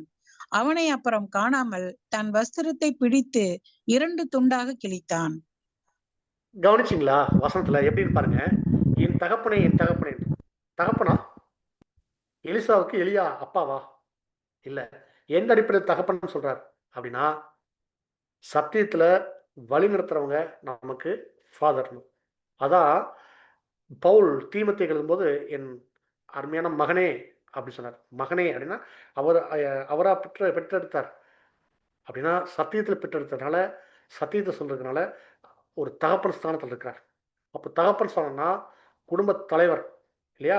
தகப்பன் அப்படிங்கிறது ஒரு பூரண புருஷருக்கு அடையாளம். அப்படின்னா சபை, இந்த பூர்ண புருஷன்னா சபை, அந்த ஒரு இடத்துக்கு நம்ம இருக்கணும் எப்பொழுதுமே. அவருங்க இல்லை அப்படின்னா நம்ம ரொம்ப மிஸ் பண்ணும். ஒருவேளை நம்ம ஒரு திரள் கூட்டமாக ஆயிட்டோம்னா சபை போயிடுச்சு வச்சுக்கோங்களேன். சபை தான் நம்ம இது வரைக்கும் நம்மளை வழிநடத்தினாங்க. இன்னைக்கு நமக்கு யாருமே இல்லை அப்படிங்கிற ஒரு வெறுமை, அவங்க மிஸ் பண்ணிட்டோம் அப்படின்னு வெறுமை இருக்கும். இன்னைக்கும் பாருங்க, நல்ல ஒரு சகோதரன் நம்ம இழக்கும் போது, நல்ல சத்தியத்தை வழிநடத்திட்டு இருந்த சகோதரர் யாராவது இறந்துட்டாங்க இல்லை அப்படின்னா, அது எல்லாருக்கும் ஒரு பெரிய இழப்பாக இருக்கும். அதுக்காக நம்ம திரள்கூட்டமாயிட்டுன்னு சொல்லலை, திரள்கூட்டம் அப்படி இல்லை, பட் அது ஒரு இழப்பு. அப்போ இங்கே சபை போயாச்சு, திரள்கூட்டம் மட்டும் இந்த பூமியில் இருக்கிறாங்க அப்படிங்கும்போது ஒரு பெரிய, ஆனாலும் அவங்க புரிஞ்சுக்குவாங்க. அவங்களுக்கு அந்த ஆவி திரும்ப இறங்குது இல்லையா? அந்த வஸ்திரம், இவங்களுடைய வஸ்திரத்தை கிழிச்சிடுறாங்க. அந்த வஸ்திரத்தை கிழிக்கிறாங்கன்னு என்னன்னா துக்கம். அவங்களுக்கு இருந்த அந்த சுய வஸ்திரத்தை கிழிச்சிட்டு இப்போ என்ன வருதுன்னா, ஒரு மேல இருந்து ஒரு சால்வை விழுகுது. அந்த சால்வை என்ன அடையாளம், எதுக்கு அடையாளம் அப்படின்னா, இனி அடுத்து நாம தான் நம்முடைய ஊழியத்தை நம்ம சிறப்பாக செஞ்சாகணும், கரெக்டாக செஞ்சாகணும். இது வரைக்கும் நம்ம எவ்வளோ விஷயங்கள் நம்ம தவறிட்டோம். இனியாவது நம்ம கரெக்டாக செய்யணும்னு சொல்லிட்டு அந்த மகாபத்திர நாட்களில் திரள் கூட்டம் தன்னுடைய ஓட்டத்தை கொஞ்ச காலம் அப்படி அவங்க வாழ்ந்து, இப்போ ரொம்ப நாள்லாம் இருக்காது, கொஞ்சம் ஷார்ட் பீரியட் தான் இருக்கும். திரள் கூட்டத்துக்கு கொடுக்கக்கூடிய வாய்ப்பு என்னன்னா ரொம்ப ஷார்ட் பீரியட். உதாரணத்துக்கு இப்போ ஒரு எக்ஸாம் 12th எக்ஸாம் ஒருத்தர் எழுதுறார், ஃபெயில் ஆயிட்டார். படிச்சாங்க, ஃபெயில் ஆயிட்டார். அவங்க கூட இருந்தவங்கலாம் பாஸ் ஆயிட்டாங்க. வகுப்புல 50 பேர் 50 ஸ்டூடண்ட்ஸ் இருந்தாங்க. 49 பாஸ் அவுட். அடுத்து போயிட்டாங்க வெளிய வேற காலேஜ் அப்படின்னு அடுத்து நெக்ஸ்ட் லெவல் போயிட்டாங்க. ஒரே ஒரு ஸ்டூடண்ட் நான் மட்டும் தான் இருக்கேன், ஃபெயில் ஆயிட்டேன். இப்போ நான் என்ன பண்றேன் அப்படின்னா, அடுத்த மாசமே எனக்கு ஒரு அரியர் எக்ஸாம் மாதிரி ஏதாவது வைப்பாங்க. அட்டெம்ப்ட் அப்படின்னு சொல்லுவாங்க. திரும்ப ஒரு மறுபடியும் எக்ஸாம் எழுதுறது, ரீ எக்ஸாம். இப்போ அந்த வாய்ப்பு நான் ஒரு வருஷம் காத்திருக்க வேண்டியதெல்லாம் இல்லை. எனக்கு கொஞ்ச காலம் திரும்ப ஒரு வாய்ப்பு. அப்போ ஷார்ட் பீரியடில் நான் என்னை நிரூபித்து நான் என்னோட ஓட்டத்தை ஓடி இப்போ நான் என்ன பண்ணால் என்னோட கோர்ஸ் முடிக்கணும். என்னோட கோர்ஸ் நான் கம்ப்ளீட் பண்ணணும். அப்போ திரள் கூட்டம் எது வரைக்கும் அப்படின்னா, அந்த மகா உத்தரம் தான் அவங்களுடைய டைம் பீரியட். சபை நிறைவடைஞ்சதுலேருந்து, அதான் மகா உத்தரம் ஸ்டார்ட் பண்ணதுலேருந்து மகா உத்தரம் முடியறதுக்குள்ள அவங்க மகா உத்தரம் முடியவே இல்லை. மகா உத்தரனுடைய முக்கால்வாசி போகும்போதே அவங்க எல்லாம் அவங்க ஓட்டத்தை முடிச்சுட்டு போயிடணும். எண்டு வரைக்கும் கூட போவாங்களான்னு தெரியாது. கம்ப்ளீட்டாக முடிச்சுடுவாங்க, ஓட்டத்தை முடிச்சிடும். அப்படி ஓட்டத்தை அவங்க முடிக்கிறதுக்கு எது உதவியாக இருந்திருக்குது அப்படின்னா, இந்த சால்வை. இறுதியாக ஒன்று வாசித்து நம்ம நிறைவு செய்யலாம். சகோதரி, இதை மட்டும் நீங்கள் வாசிங்க.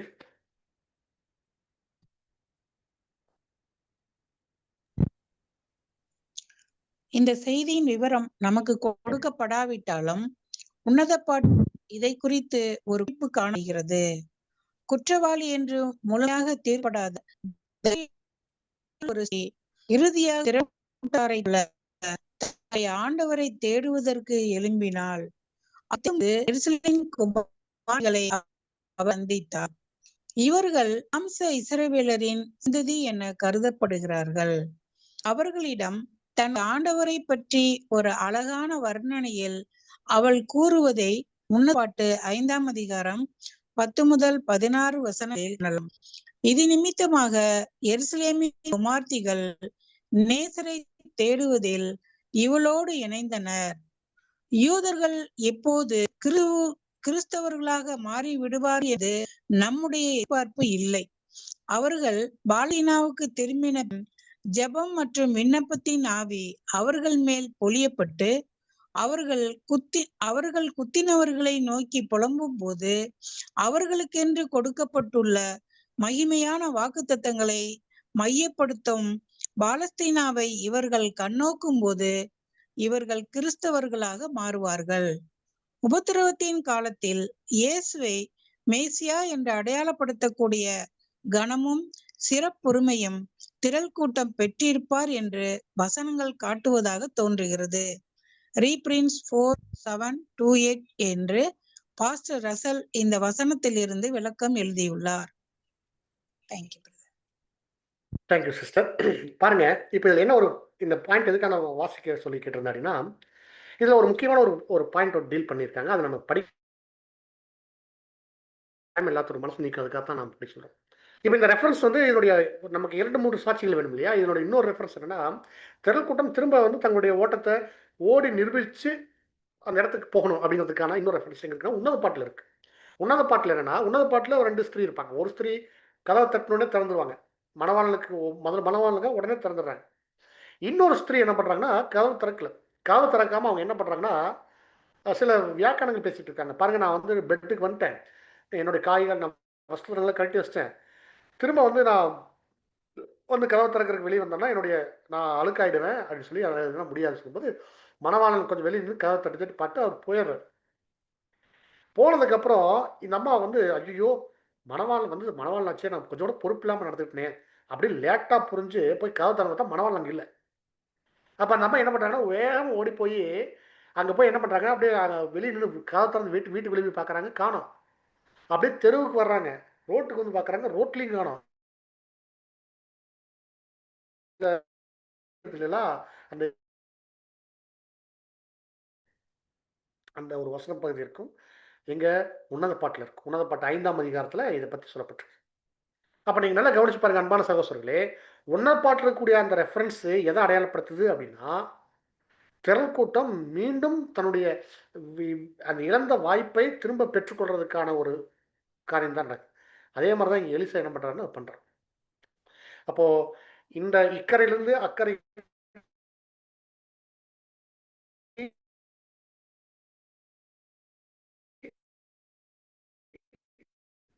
எலியா கூட அந்த எலிசா போறார்.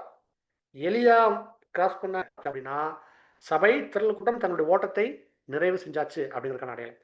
சபை எடுத்துக்கொள்ளப்பட்டாச்சு, அங்கே திரள் கூட்டம் கொஞ்சம் இருந்தாங்க அப்படிங்கிறதுக்கு அங்கே அடையாளம் இருந்துச்சு. இப்போ திரும்ப எலிசா அந்த சால்வை எடுத்துட்டு அது திரும்ப அதே மாதிரி முறுக்கி அடிக்கிறார். இப்போ என்ன நடக்குது அப்படின்னா திரும்ப இப்படி ரிட்டர்ன் வர்றார் இல்லையா?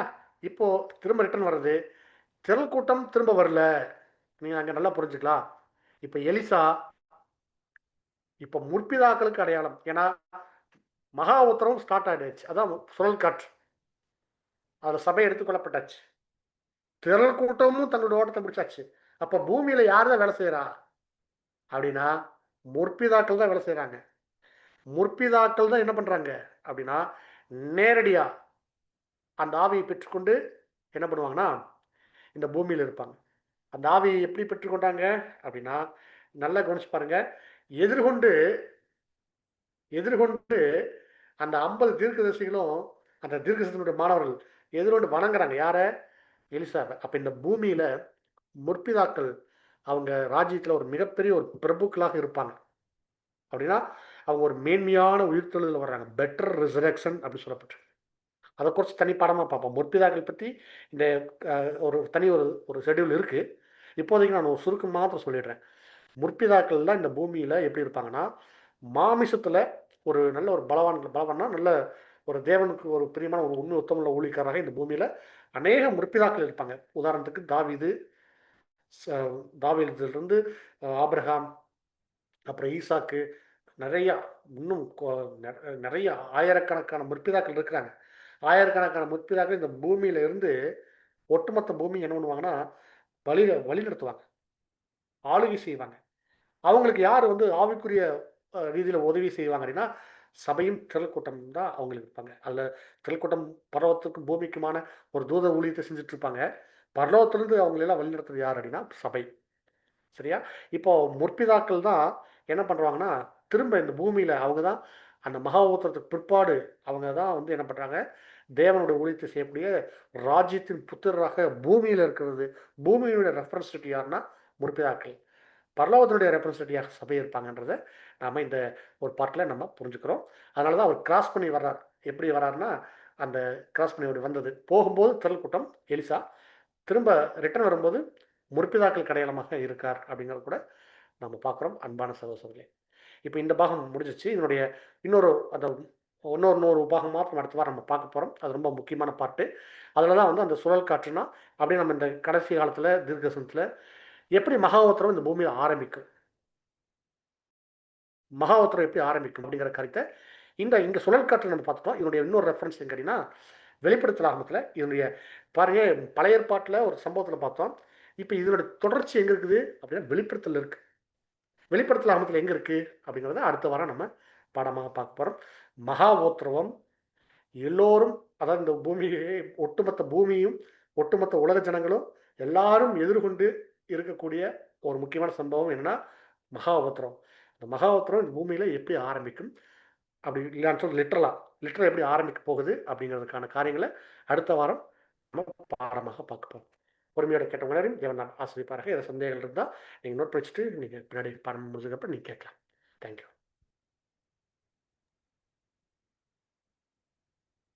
Thank you brother.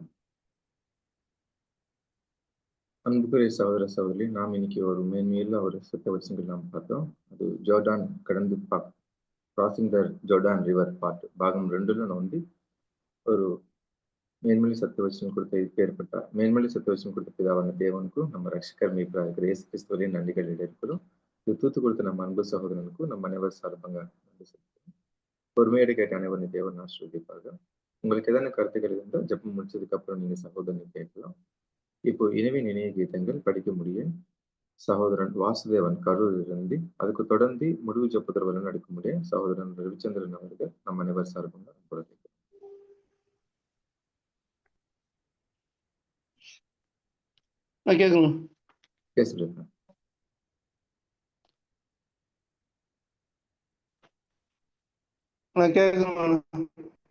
கேக்குது. சரி. இரவின் இணைய கீதங்கள் ஜூலை 23 கர்த்தர் நல்லவர். இக்கட்டு நாளிலே அரணான கோட்டை. தம்மை நம்புகிறவர்களை அறிந்திருக்கிறார். சகோதரனுடைய விளக்கம்: உலகின் பெரும் இக்கட்டுகளிடையே நாம் இருக்கும் பொழுது நமக்கு ஆதரவாகவும் அரணாகவும் இருந்து பரலோகத்தின் தேவன் நம்மை பாதுகாக்கிறார். நாம் நம்மையே நம்பி இருந்தோமானால் இப்படிப்பட்ட பாதுகாப்பு நமக்கு இராது. மாறாக நாம் தேவனை நம்பி இருந்தால் நமக்கு தேவ பராமரிப்பு இயல்பாக கிடைக்கிறது. நமக்கு மாத்திரம் அல்ல, உலகத்தில் உள்ள ஒவ்வொருவருக்கும் தங்கள் பாவத்தின் நிமித்தம் வருந்தி மனம் திருந்தி தேவ நீதியை தேடும் பொழுது தேவ தயவு கிடைக்கும். தங்களுடைய பொறுமையையும் ஐஸ்வர்யத்தையும் நம்பி இருக்கிறவர்களையோ தேவன் புழுதி மட்டும் தாழ்த்துகிறார். உலகம் கெட்டு போக அவர் தங்களை இவ்வளவாய் உலகில் அன்பு கூறுகிறார். எனவே சர்வலோகமும் அவருடைய கடிந்து கொள்ளுதலாகிய சீர்திருத்த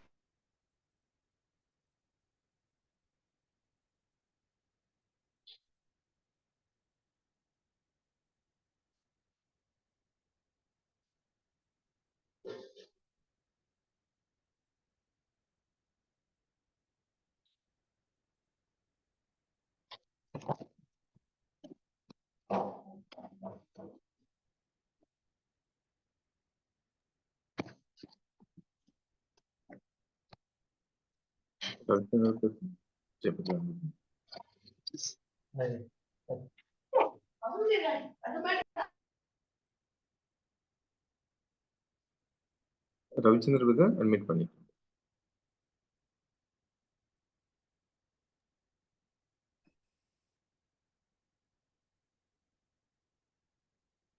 பிரதர் அட்மிட் பண்ணி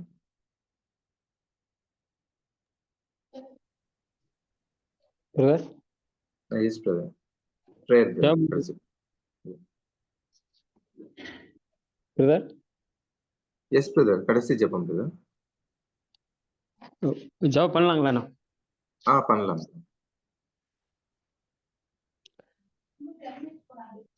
ஸ்தோத்திரிக்கிறோம் ஆண்டவரே, சேனைகளின் கர்த்தாவே, பரலோகத்தின் தேவனே, நன்றியோடு இந்த இரவு வேளையில் துதிக்கிறோம், ஸ்தோத்திரிக்கிறோம் தகப்பனே. அப்போ அந்த நாளில் கூட, அந்த இரவு வேளையில் கூட எங்களை இணையதள வாயிலாக ஒன்று கூட்டி ஒரு ஆழமான சத்தியத்தை எங்களுக்கு இந்த நாளில் பகிர்ந்து கொடுத்த பிதாவை தேவனுக்கும் கர்த்தராகிய இயேசு கிறிஸ்துவின் கிருபையும் சமாதானம் பெருக கடவுள் தகப்பனே. இந்த நாளில் கூட எலிசாவினுடைய இரண்டினுடைய காரியங்களை எங்களுக்கு வெளிப்படுத்தி தகப்பனே. அது 2 வகுப்பறை குறிக்கிற ஒரு ஆழமான சத்தியத்தை எங்களுக்கு வெளிப்படுத்தி தகப்பனே. எப்படி தகப்பனே எலிசா அந்த சால்வியை முறுக்கினார், அப்படி ஒரு வைராக்கியத்தோடு தகப்பனே நாங்கள் கூட அந்த சத்திய வசனத்தில் ஓடவும் எங்களுடைய ஆவி ஆத்மா சரீரம் எல்லாம் தகப்பனே நாங்கள் உலகத்துக்கு உத்தவேசம் தெரியாதபடி தகப்பனே உமக்கு நீதியுள்ள மகனாக சத்தியமுள்ள மகனாக ஓட எங்களை வழிநடத்துங்க தகப்பனே. இந்த நாளிலும் கூட நாங்கள் கேட்ட சத்தியத்தை உணர்ந்து அதன்படி நடக்க தேவன் கிருபை பலரும் தரும்படியாக செய்கிறோம் தகப்பனே. இந்த பாடத்தை நடத்தி கொடுத்த அன்பு சகோதரர் கூட நாங்கள் நன்றியை துதிக்கிறோம், சோதரிக்கிறோம் தகப்பனே. அந்த நாளிலும் கூட எங்களை நீரும் மீண்டுமாக எங்களை ஒன்று கூட்டி இன்னொரு சத்திய பாடத்தை தெரிந்து கொள்ள எங்களுக்கு உதவி செய்யும்படியாக செய்கிறோம் தகப்பனே. எல்லாவற்றையும் இந்த காலத்தில் ஒப்புடுகிறோம். எல்லா துதிக்கான மகிமை எல்லாவற்றையும் நமக்கு ஒருவருக்கே செலுத்துகிறோம். அருமை ரட்சகர் இயேசு கிறிஸ்து நாமத்தினால் கேட்கிறோம் ஜீவனுள்ள நல்ல தகப்பனே. ஆமீன். Thank you brothers and sisters. உங்களுக்கு எதனா கருத்துக்கள், கேள்விகள் இருந்தால் நீங்க அட்மிட் பண்ணிட்டு நீங்க சப்போர்ட் பண்ணி கேட்கலாம். Thank you brothers and sisters. Brother, ஒரே ஒரு கொஸ்டின் பிரதர், கார்த்தி பிரதர்.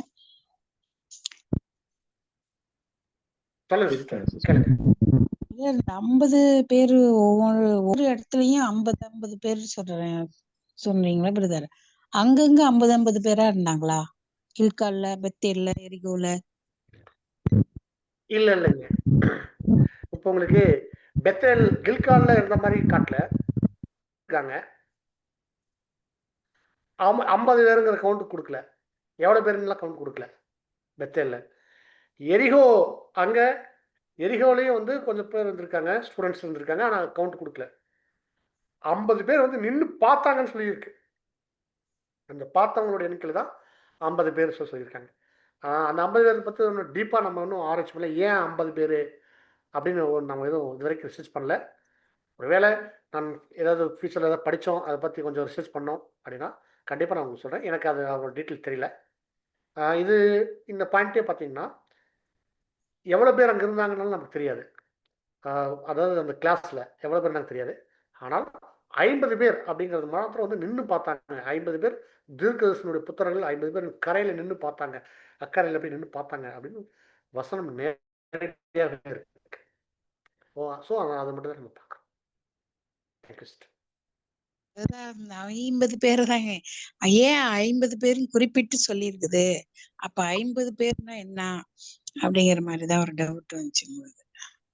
அதான் சிஸ்டர், அந்த 50 பேர்னு எனக்கு தெரியல. அதை குறித்து நம்ம இன்னும் எதுவும் படிக்கல.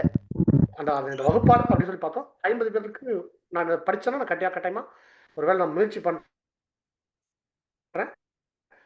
அடுத்த வாரம் நான் உங்களுக்கு பதில் கொடுக்குறேன். எனக்கு தெரியல 50 பேர்த்துக்கு நிறைய தெரியல. இன்னொன்னு வந்து அந்த ரதம்ங்கிறது வந்து உபதேசத்தை தான் குறிக்குதா? ரதம் டாக்டரின்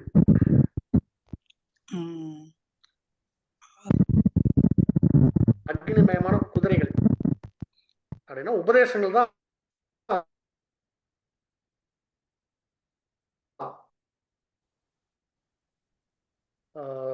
சபையின் தரக்கூடிய வித்தியாசப்படுத்தி காட்டு.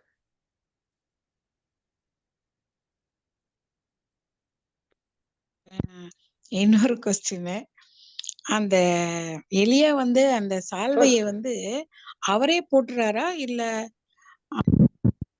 தானா விழுந்துருதா? எலியாவுடைய சால்வை அவரு போட்டுறாரா இல்ல தானா விழுந்துருதா? தெரியல. அவரு அவருடைய சால்வை அவரு போட்டாரா என்ன தெரியாது. ஆனா மேல இருந்து விழுகுது. மேல இருந்து விழுகுதுன்னா இப்ப கீழே தரையில் 2 பேர் பேசிட்டு இருந்தாங்க. அப்பவே அவர் கையில் கொடுத்துருக்கலாம். ஆனா அவர் கொடுக்கல. அப்ப மேல இருந்து விழுகுதுன்னா தேவன் கொடுத்ததா தான் நம்ம பார்ப்போம். மேல இருந்து எது வந்தாலும் அது தேவன் கொடுத்தது தான். ஒருவேளை எலியா எலிசாவுக்கு கொடுக்கணும்னு சொன்னா அவர் பேசி நடந்து வந்துட்டு இருக்கும்போதே கொடுத்துருக்கலாம். அதில் முறுக்கி அடிச்சுட்டு அடுத்து நீதாப்பா ரிட்டர்ன் வரணும் அப்படின்னு சொல்லி கூட கொடுத்துருக்கலாம். ஆனால் அப்போ கொடுக்கல.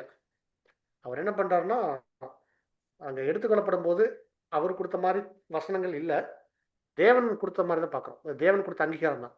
எலியாவின் இடத்துக்கு எலிசாவை தேவன் தான் அங்கீகரிச்சிட்டார்.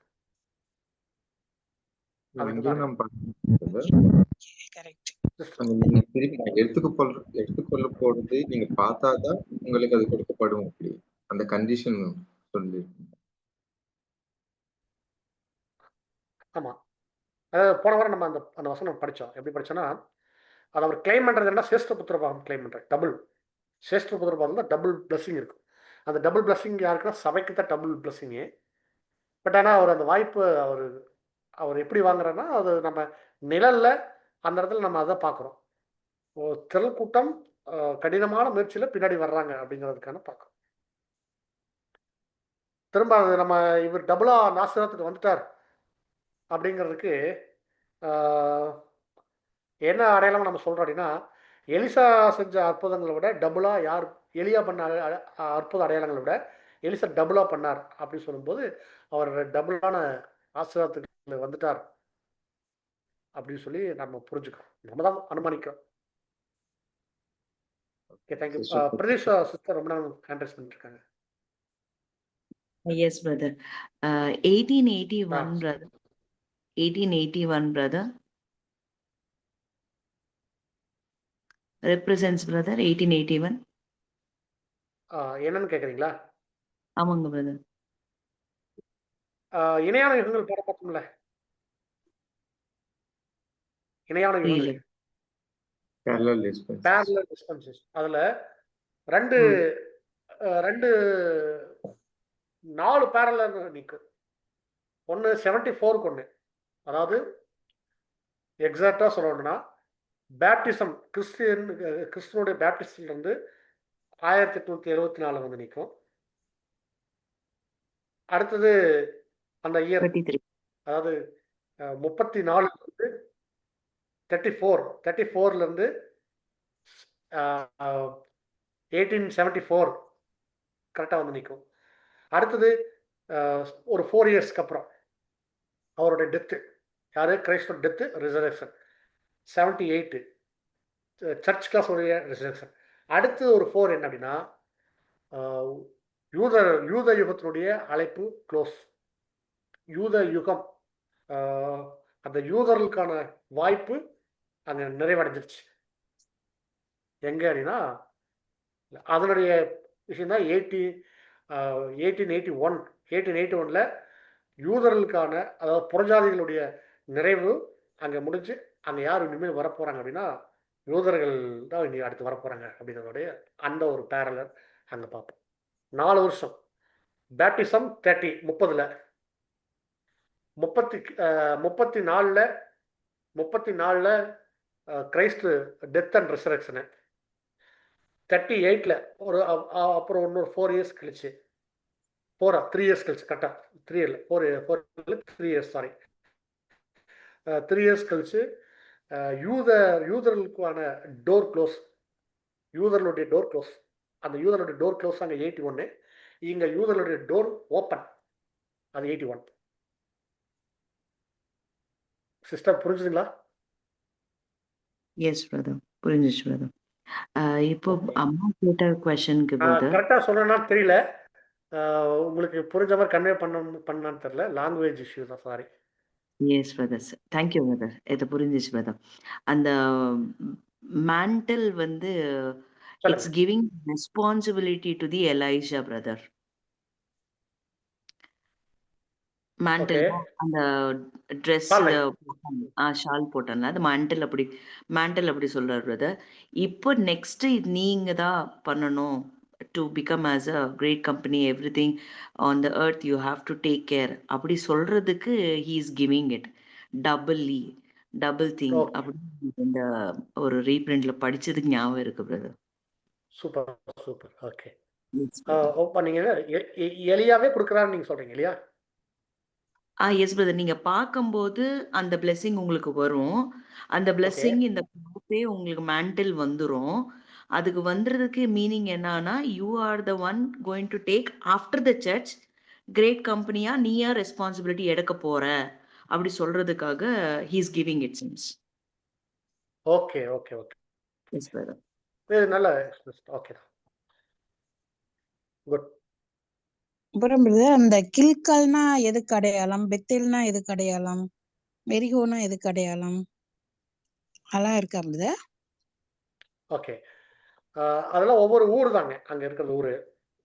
அதுல ஸ்பிரிச்சுவலா இப்ப நம்ம அந்த இயர் கொடுத்தோம் இல்லைங்களா, ஒவ்வொரு இடத்துக்கும் ஒவ்வொரு இயர் சொன்னோம் இல்லைங்களா, அந்த ஆமாங்க, அந்த இயர் வந்து இல்லை அப்படின்னா நம்ம வந்து வேற மாதிரி நம்ம சொல்லலாம், அமைப்புகளை சொல்லலாம் அப்படின்னு சொல்லிட்டு நம்ம போன வாரம் அந்த கிளாஸ்ல பார்த்தோம்.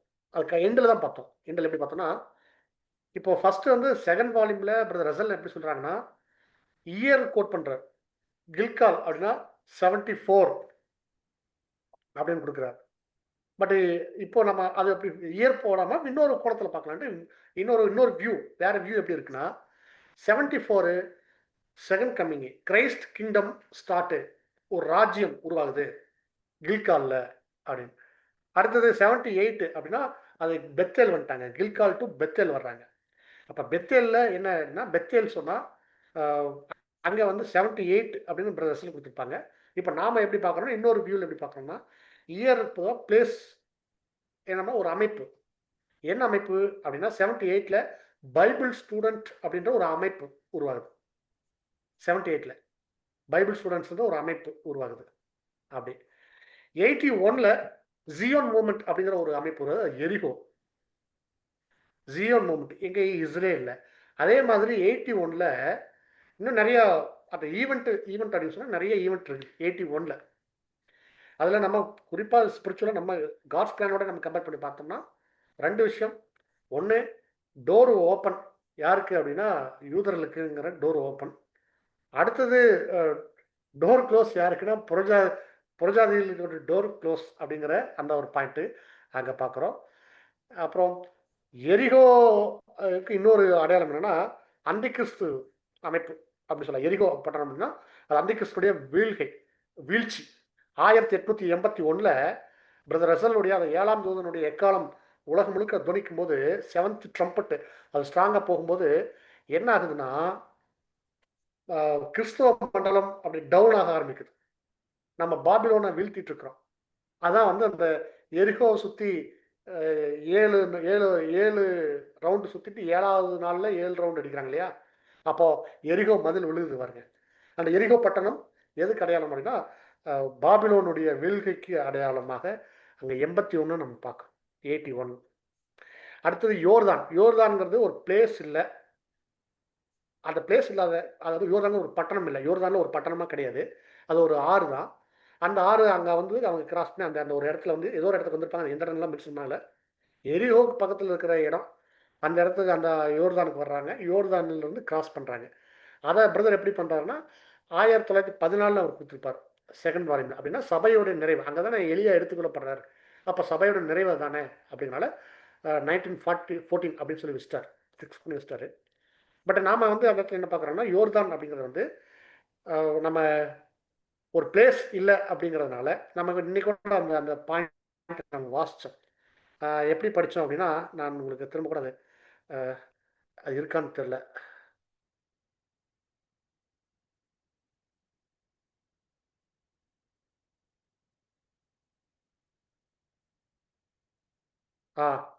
இன்னைக்கு படித்தோமா இல்லை நேற்றுக்கு படித்தோம். போன வார கிளாஸில் படித்தோம். அதில் என்ன அடையாளம் அப்படின்னா அதுவும் ஒரு டெத்து தான். நம்முடைய பலியின் ஜீவித்தினுடைய எண்டு யோர்தான் அப்படிங்கிறது ஒரு நம்ம எல்லாத்துக்குமே ஒரு மரண ஆக்கினி இருக்குது.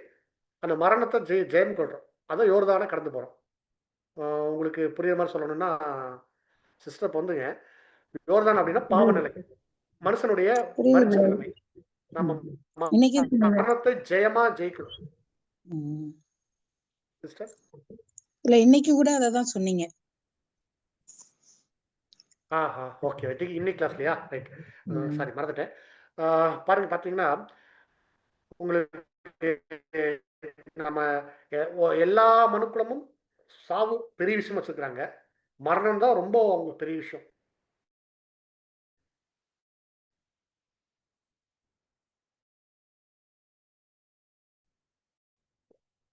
மரணம் அப்படின்னா ஒரு எட்டர்னல் லைஃப்ல போறாங்க, புதிய லைஃப்ல போறாங்கிறதுக்கு அடையாளம் யோர்தான் அப்படின்றது பாயிண்ட். உங்களுக்கு புரிஞ்சுருக்கு நான் நினைக்கிறேன். புரிஞ்சுச்சு பிரதர். Thank you. ரொம்ப நேரம் எடுத்தாச்சு. Thank you brother. Thank you. Okay பரவாயில்லை. வேற டவுட் இருக்கா சிஸ்டர் பிரீசா? புது டவுட்டா? எஸ் பிரதர் இப்போ அம்மா கேட்டது क्वेश्चनக்கு என்ன சொல்றாரா brother, Gilgal, Bethel, Jericho and Jordan parallel dispersion அப்படி சொல்றோம். இப்போ Elijah and Elisha is both church and great company.